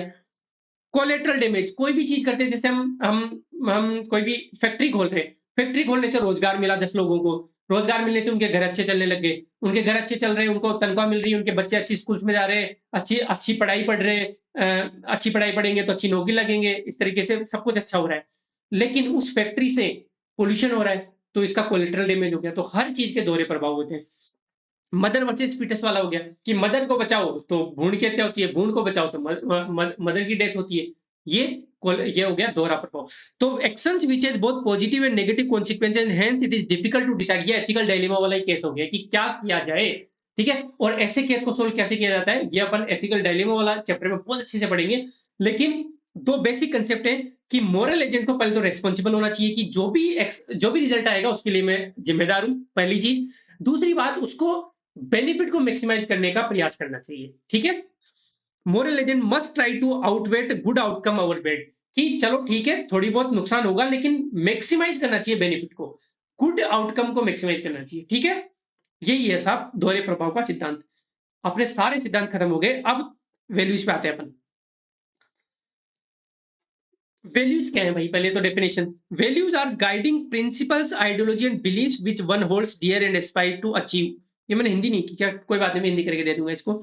वैल्यूज वो गाइडिंग प्रिंसिपल्स और आइडियोलॉजी और बिलीफ है जो कि मेरे बिहेवियर को गाइड करेंगे और मैं उनको अचीव करना चाहता हूँ। सीधी सी बात ये है। मेरी आइडियोलॉजी, मेरी थिंकिंग कैसी है, मेरी धारणा कैसी है, मेरा लोगों के प्रति व्यवहार कैसा है, ये इनको जो गाइड करता है वही वैल्यूज है और इनको मैं अपनाना चाहता हूँ, ठीक है? Values are guiding principle, ideology and belief which one holds dear, मतलब होल्ड्स डियर का मतलब हो गया कि मैं अपनाना चाहता हूँ उनको। एंड एस्पायर टू अचीव, मैं मेरे एस्पिरेशन है कि मैं उनको अचीव करूँ, मेरी ये कामना है कि वो मेरे पास आए। यही सब वैल्यूज होती है। और वाई से उल्टा होता है कि सोसाइटी द्वारा ये सब चीजें गलत मानी जाती है। वाई से undesirable practice, behaviour and habit that is generally considered wrong in a society. जैसे करप्शन हो गया, एपैथी हो गई, उदासीनता हो गई, स्लोथफुलनेस मतलब लेजीनेस हो गया। और उसके ह्यूमन वैल्यूज के एग्जांपल जस्टिस हो गया, करेज हो गया, टेम्परेंस हो गया। जस्टिस हो गया, करेज हो गया और टेम्परेंस मतलब संयम हो गया। समझ में आ गया यहाँ तक? ये डेफिनेशन को मैं हिंदी में भी दे दूंगा, मैं हिंदी करना भूल गया यहाँ पे, ठीक है? तो वैल्यूज वो प्रिंसिपल्स या आइडियोलॉजीज या बिलीफ है जो मैं अचीव करना चाहता हूँ और जो मेरे दिल के बहुत करीब है, ठीक है? जो मेरे बिहेवियर को गाइड करेंगे, मेरे कैरेक्टर को गाइड करेंगे, वही वैल्यूज होती है। एग्जांपल्स अपन दे देंगे। वाइसेस मतलब जो सोसाइटी जनरली गलत मानती है और अनडिजायरेबल है, वो प्रैक्टिसेस, वो बिहेवियर, वो हैबिट्स, वो आदतें अनडिजायरेबल है, सोसाइटी उनको गलत मानती है, वो वाइसेज हो गई। समझ में आ गया? अब चलते हैं वैल्यूज पे। अब वैल्यूज को अलग-अलग तरीके से क्लासिफाई किया जाता है। अभी एग्जांपल में डायरेक्ट भी क्वेश्चन आ सकता है कि वैल्यूज का क्लासिफिकेशन बताओ। पहला है उद्देश्य के हिसाब पे। ऑब्जेक्टिव क्या है वैल्यूज का? एज ए मीन्स, जैसे मनी या न्यूट्रिशन, पैसा कमाना गलत नहीं है, पैसा कमाना भी एक वैल्यू है, लेकिन आपका उद्देश्य ही पैसा कमाना है, ये ऐसा नहीं हो सकता। ये सिर्फ ये मीन्स है। इसका एंड कुछ और होगा। जैसे पैसे कमा के मैं लोगों की हेल्प करना चाहता हूँ, पैसे कमा के मैं एक अच्छा घर बनाना चाहता हूँ, मैं अपनी फैमिली को सेंस ऑफ सिक्योरिटी देना चाहता हूँ, सोशल सिक्योरिटी देना चाहता हूँ। ये एंड हो गया उसका। न्यूट्रिशन, क्या खाना अच्छा खाना ही सब कुछ है? नहीं, अच्छे खाने से मेरी हेल्थ अच्छी होगी, हेल्थ अच्छी होगी मैं सोसाइटी में कंट्रीब्यूट करूंगा, ये उसका एंड हो गया। तो value, nutrition is a value, but साध्य के रूप में health would be A greater value. तो जो एज ए मीन्स और एज ए एंड वैल्यूज हो गई, ठीक है? उसके अलावा जैसे फ्रीडम हो गई, लव हो गई, लव एंड वैल्यू हो सकती है। जैसे फ्रेंडशिप क्या हो गई, मीन्स हो गया कि मैं तुम्हारे से दोस्ती करूंगा, लेकिन लव, हम एक दूसरे से प्यार करेंगे, ये क्या हो जाएगी, अल्टीमेटली एंड वैल्यू हो जाएगी। अब प्यार मम्मी पापा से भी हो सकता है, अपने पार्टनर से भी हो सकता है, देश से भी हो सकता है। तो पहले लगाव होना जरूरी है लेकिन उसके लिए, ठीक है? तो ये हो गया साधन के रूप में और अंत के रूप में। उसके अलावा हायरार्की, अलग-अलग वैल्यूज हायरार्की में, जैसे इंडिविजुअल वैल्यूज मेरी इंडिविजुअल कौन-कौन सी है। उसके अलावा ऑर्गेनाइजेशन में, सोसाइटी के लेवल पे, नेशनल लेवल पे, इंटरनेशनल लेवल पे। ये कहाँ पढ़ ली अपने अपने शुरू में ही पढ़ ली है तो, कि जैसे यूनिवर्सल वैल्यूज क्या है, सत्य हो गया, है ना? सत्य बोलना यूनिवर्सल वैल्यू, ऐसा नहीं कि किसी सोसाइटी में सत्य को सच बोलना वैल्यू नहीं माना जाएगा, ठीक है? तो सत्य यूनिवर्सल वैल्यू है। हाँ, सर्कमस्टेंसेस पे डिपेंड करता है कि कभी-कभी झूठ बोलना भी अच्छी बात होती है, लेकिन वैल्यू तो सच बोलना ही हुआ, ठीक है? कल्चरल वैल्यू, अपन ने एग्जांपल ले लिए किसी भी कल्चर में, जैसे टॉलरेंस एक बहुत अच्छी वैल्यू हो गई, लव हो गया एक दूसरे के प्रति, सोशल कैपिटल हो गया, ये वैल्यूज ही हो गई। एग्जांपल मैंने नीचे दिए, यूनिवर्सल वैल्यूज में जैसे फ्रीडम हो गई। हर हर सोसाइटी में फ्रीडम को वैल्यू माना गया है। ऐसा नहीं कि किसी भी सोसाइटी में फ्रीडम को गलत चीज बताया गया है। सब फ्री रहना चाहते हैं। हैप्पीनेस, खुशी, चाहे वो भूटान हो, चाहे इंडिया हो, चाहे पाकिस्तान हो, खुशी तो सब लेना चाहते हैं। इंटेलिजेंस, लव, ये सब वैल्यूज क्या है? Universal values. ऑर्गेनाइजेशन वैल्यूज कौन कौन सी है? किसी ऑर्गेनाइजेशन में कौन कौन सी? इफिशियंसी होनी चाहिए, प्रोफेशनलिज्म होना चाहिए, डिसिप्लिन होना चाहिए, वर्क कमिटमेंट होना चाहिए। डेमोक्रेटिक वैल्यूज कौन कौन सी होती है? डेमोक्रेसी, इंटेग्रिटी, सॉरी, लीगलिटी हो गया, रूल ऑफ लॉ हो गया, जस्टिस हो गया, सोशियो इकोनॉमिक पॉलिटिकल जस्टिस, जो प्रियम्बल में वैल्यूज लिखी हुई है वो डेमोक्रेटिक वैल्यूज हो गई। ह्यूमन वैल्यूज, जो ह्यूमैनिटी को बढ़ावा देती है, the truth, love, care, peace, justice, responsibility, ये सब मानवता के लिए जो जरूरी है वो वैल्यूज हो गई। तो ये हो गई हायरार्की पे।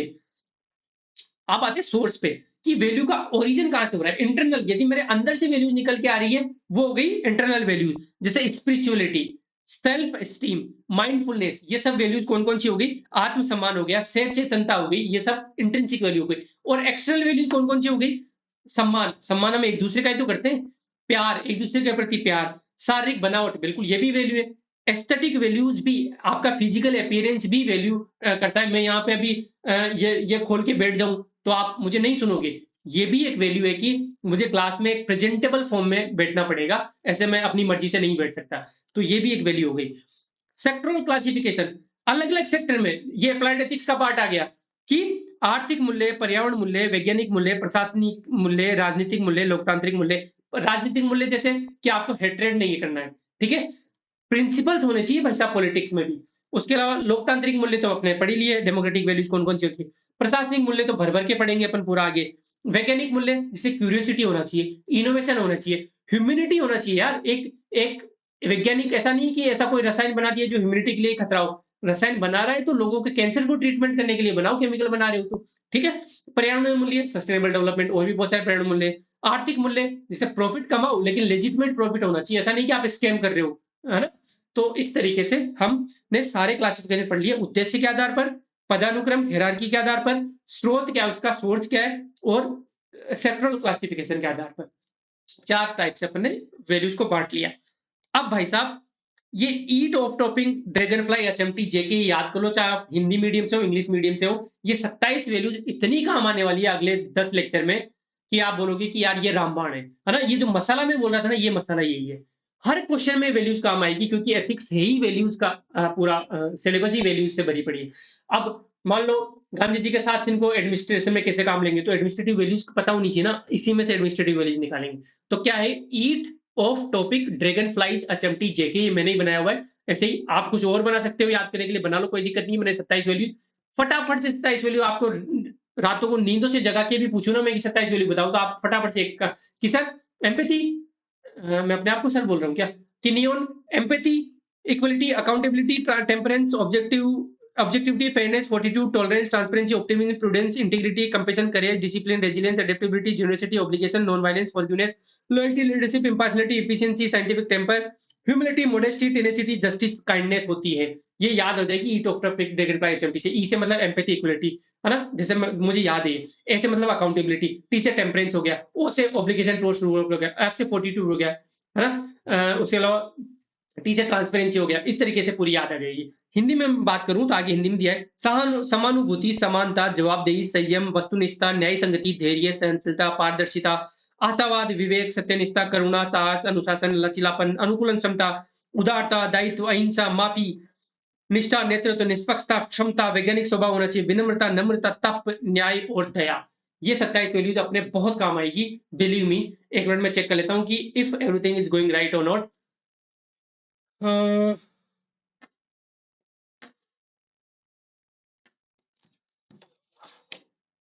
हाँ, ठीक चल रहा है। पसीना आ रहा है मेरे।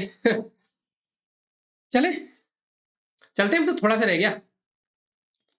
तो इनको रट लो। आज का काम आपको यही है कि बस कल आपको मैं नींदों से उठा के पूछूं तो भी ये 27 वैल्यू, इनका एप्लीकेशन, इनके हर के एग्जाम्पल मैं आपको दूंगा, टेंशन मत लो। कि एम्पैथी के एग्जाम्पल एडमिनिस्ट्रेशन कौन से, अकाउंटेबिलिटी का, जैसे अकाउंटेबिलिटी का मैं दूंगा डॉक्टर, जो अपने क्या नाम इनका, रेलवे मिनिस्टर थे, अरे यार, अपने अश्विनी वैष्णव को भी बोल सकते हैं, या फिर उस टाइम के जो रेलवे मिनिस्टर थे, पतले से, जो प्राइम मिनिस्टर भी रहे थे, बताओ दिमाग से ही निकल गए। लाल बहादुर शास्त्री जी। तो लाल बहादुर शास्त्री जी रेलवे मिनिस्टर थे, तब उन्होंने एक रेल एक्सीडेंट होता रिजाइन कर दिया था। अपने आप को अकाउंटेबल बनाया, जवाबदेह बनाया कि मेरी जवाबदेही है रेलवे मिनिस्टर, मैं रिजाइन करता हूँ।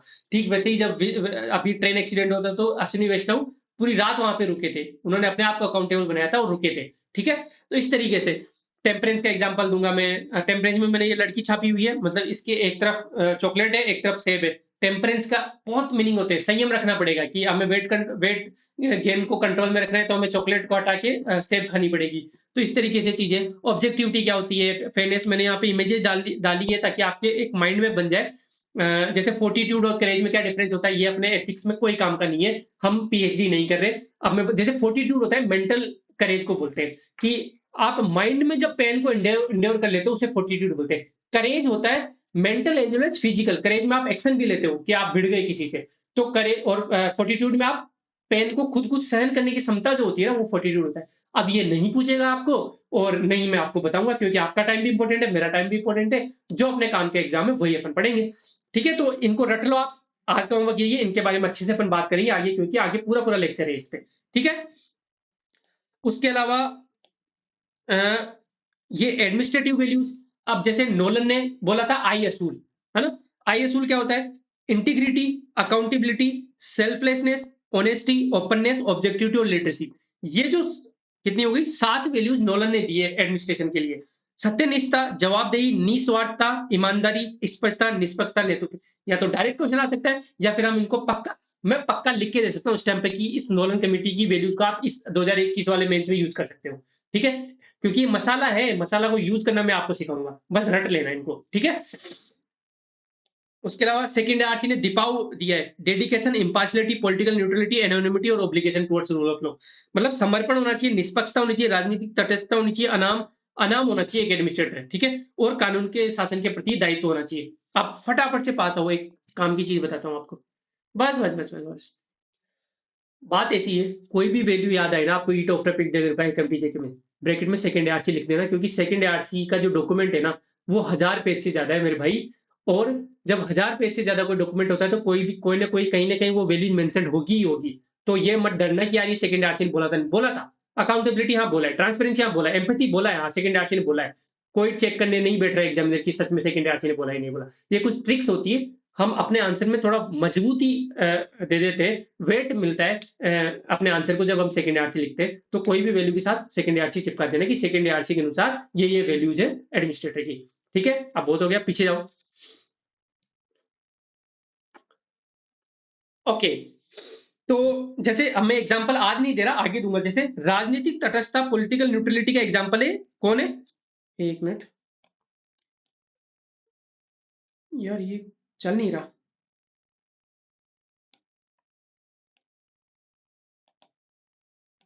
हाँ, राजनीतिक तटस्थता के एग्जांपल है नृपेंद्र मिश्रा सर। नृपेंद्र मिश्रा सर कौन है? भाई साहब, ये यूपी गवर्नमेंट में कल्याण सिंह जी की गवर्नमेंट थी, तब भी पोस्ट पे थे। ऊंची पोस्ट, मतलब सचिव वगैरह पद पे।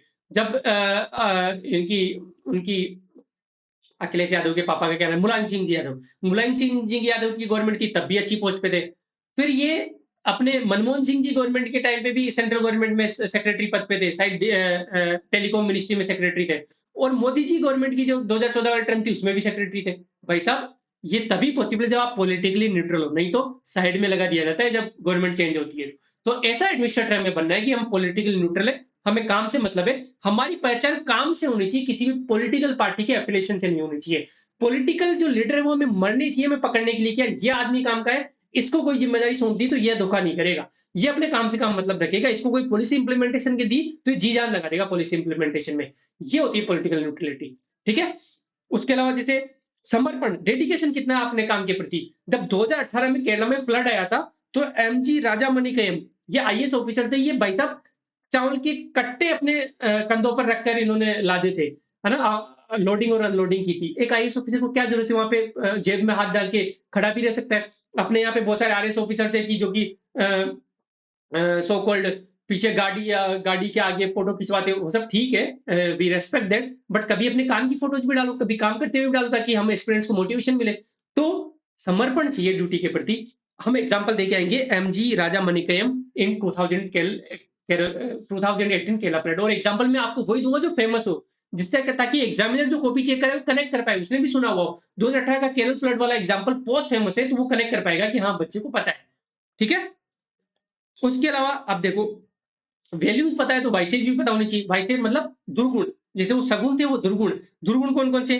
जैसे बीइंग साइलेंट, बीवी सेक्रीफाइड सेक्स, ये मैंने बनाया हुआ है। आप अपने हिसाब से कुछ भी बना लेना।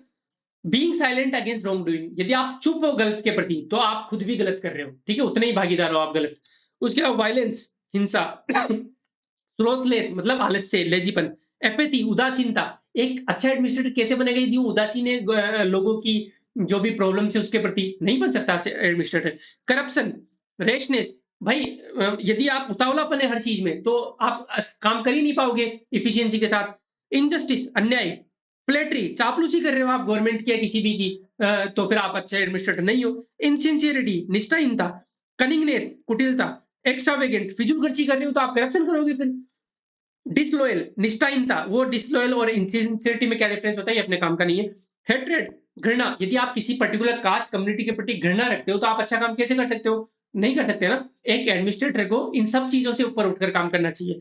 एरोगेंस या ग्रीड, एरोगेंस को घर पे रख के छोड़ के आओ, ठीक है? तभी आप एक अच्छा एडमिनिस्ट्रेटर बन सकते हो। ग्रीड मतलब लालच, लालच को भी आप घर छोड़ के आओ। लालच समझ में आ गया? ये है बीवी से। अब मेरे थोड़ा-सा वो इसमें दिक्कत आने लग गई क्योंकि लगातार बोल रहा हूँ। Sorry for that. लास्ट आ गया अब तो। तो आज का आपका होमवर्क है, 3 क्वेश्चन आएँगे वो सबमिट करने हैं और इनको रटना है। बीवी सेक्रीफाइड सेक को रटना है, eat of topic Dragonfly HMT जेके को रटना है, आई असूल को रटना है और दीपाव को रटना है। इतना काम कर लो, आगे आपकी लाइफ आसान हो जाएगी। आज का लेक्चर आई नो हेवी था लेकिन आगे इतने हेवी नहीं होंगे। पहली जो डोज़ है मैं थोड़ा I usually eat the largest frog first. जो भी डोज़ है हाई वो पहले खा लेते हैं ताकि आगे जीवन आसान हो जाए अपना। हाँ जी, तो एप्लीकेशन देखो मैं बता देता हूँ। जैसे क्वेश्चन आया था 2016 में, what is meaning of freedom of will? संकल्प स्वातंत्र्य का अर्थ क्या है? ये अपन ने पढ़ ही लिया है। वैसे ही ethics is a phenomena of divergent dimensions. नीति शास्त्र विविध आयामों से युक्त एक 1 मिनट क्या था? समवर्ती है। विविध आयाम पढ़ लिए अपन ने। टाइम पे डिपेंड करता है, कल्चर पे डिपेंड करता है, कैरेक्टर पे डिपेंड करता है, सर्कमस्टांसेस पे डिपेंड करता है, मीन्स एंड्स पे डिपेंड करता है, बहुत सारी चीज़ों पे डिपेंड करता है। विभिन्न आयाम लिख के आ जाएँगे, 5 नंबर का क्वेश्चन था, हम लोग 10 आयाम लिख के आ सकते हैं अब तो, ठीक है? उसके अलावा अब जैसे ये क्वेश्चन है, फैमिली का, man's moral advancement depends on complete, ये सब आगे आएँगे जब अपना टॉपिक होगा कि role of family, society, education institutes in value development. लेकिन आज के लेक्चर से हम सोल्व कर लेंगे क्योंकि अल्टीमेटली लिखना तो वैल्यूज ही है ना। जैसे ये क्वेश्चन है मान लो कि explain the role of society in inculcating human values, मानवीय मूल्यों के संवर्धन में समाज की भूमिका को समझाइए। इसके लिए मूल्य तो पता होनी चाहिए ना। अब 5 मार्क का क्वेश्चन है, 10-15 मूल्य तो पता होनी चाहिए ना। मूल्य तो हमें याद आ गए, ईट ऑफ ड्रैगन फ्लाई एचएमटीजे के। फॉर एग्जांपल इस क्वेश्चन को सोल्व करने के लिए हम क्या करेंगे कि कोई भी संयम, संयम के हम किससे सीखते हैं? हम दादाजी से संयम सीखते हैं क्योंकि दादाजी स्पिरिचुअलिटी सिखाते हैं, उसके साथ संयम की सिखाते हैं। मानवीय मूल्यों के संवर्धन में सोसाइटी, सोसाइटी में परिवार भी आ गया। मान लो परिवार के बारे में क्वेश्चन आ गया, परिवार क्या-क्या वैल्यू सिखाता है? तो दादाजी संयम सिखाते हैं। उसके अलावा जैसे कुछ कोई भी ले लो, अनुशासन, पापा अनुशासन सिखाते हैं, डिसिप्लिन सिखाते हैं पापा, बिल्कुल फादर। उसके अलावा ले लेते हैं अपन जैसे कहाँ गया? माफ़ी, फ़ॉरगिवनेस कौन सिखाता है? सिबलिंग सिखाते हैं हमारे। जैसे बड़ा भाई हमें माफ़ कर देता है बहुत सारी चीज़ों में। उसके अलावा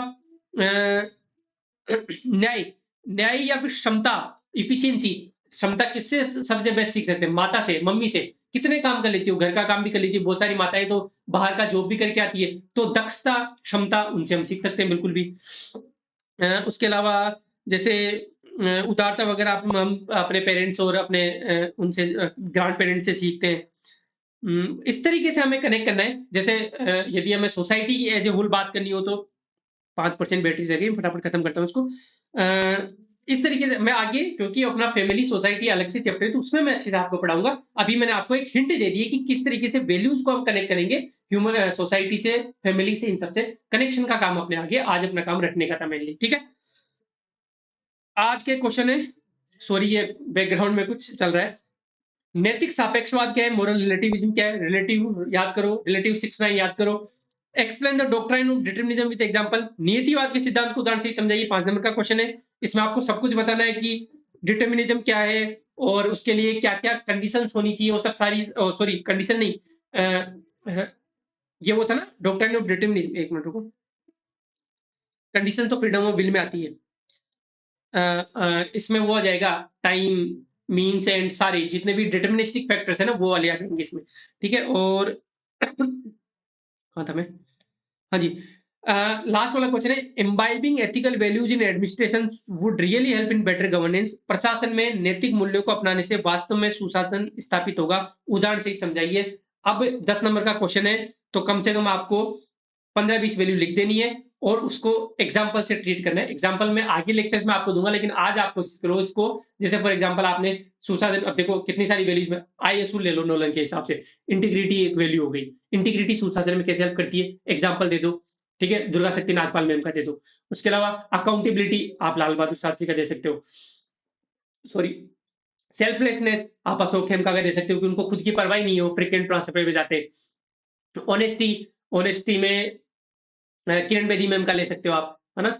उसके अलावा आगे चलते हैं, आई असूल obligation towards rule of law में किरण बेदी, उनको क्रेन बेदी बोलते थे, उनको लॉ के प्रति ऑब्लिगेशन था। उन्होंने इंदिरा गांधी जी की गाड़ी को उठवा दिया था, तो obligation towards rule of law में किरण बेदी का ले सकते हो। लीडरशिप, लीडरशिप में तो बहुत सारे लीडर आपके आ जाएंगे। फॉर एग्जाम्पल लीडरशिप में अपने टीना डाबी मैम का ले सकते हो कि कोविड मॉडल उन्होंने लीडरशिप की भूमिका बताई थी।